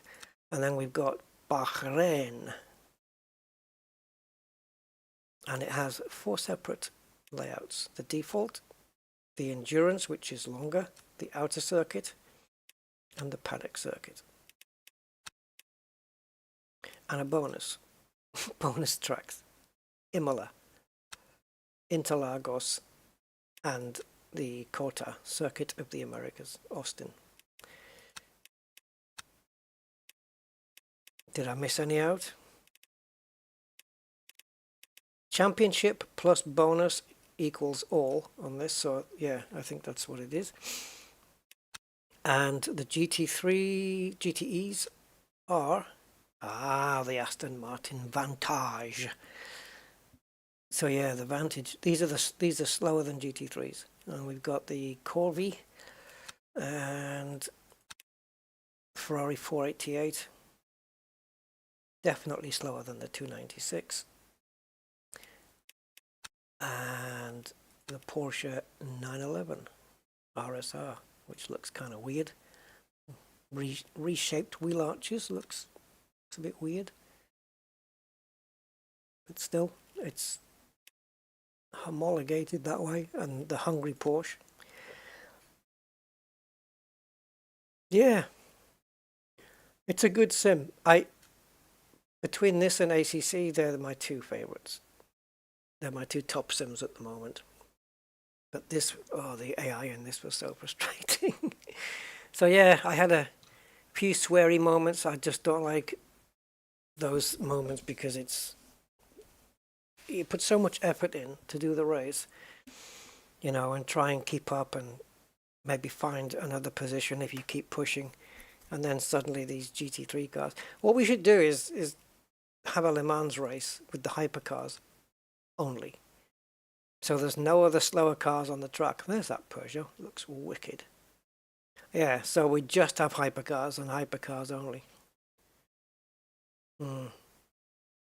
That's what we should do. Oh, or even, actually, it wouldn't even matter if it was hypercars and P2s only. It's just that the GT3s are so much slower. You see these rear lights? These are actually like prickly bits that stick out. They're actually, it's not like a drawing or anything. They actually do, it's actually 3D. They actually do stick out like a brush or a comb. They're very strange lights, but they work quite well. This paint job is amazing. Well, it's a wrap, isn't it, really? I don't think they're painting that on. Yeah, so they don't do wraps in Formula One. Too much weight. Yeah, they barely put any paint on, really. Yeah, so there you go. That's Le Mans Ultimate and a race. Full Le Mans race weekend. And I'm going to nurse my hand blisters now. So if anybody is watching, thank you. And I will catch you next time. Bye-bye.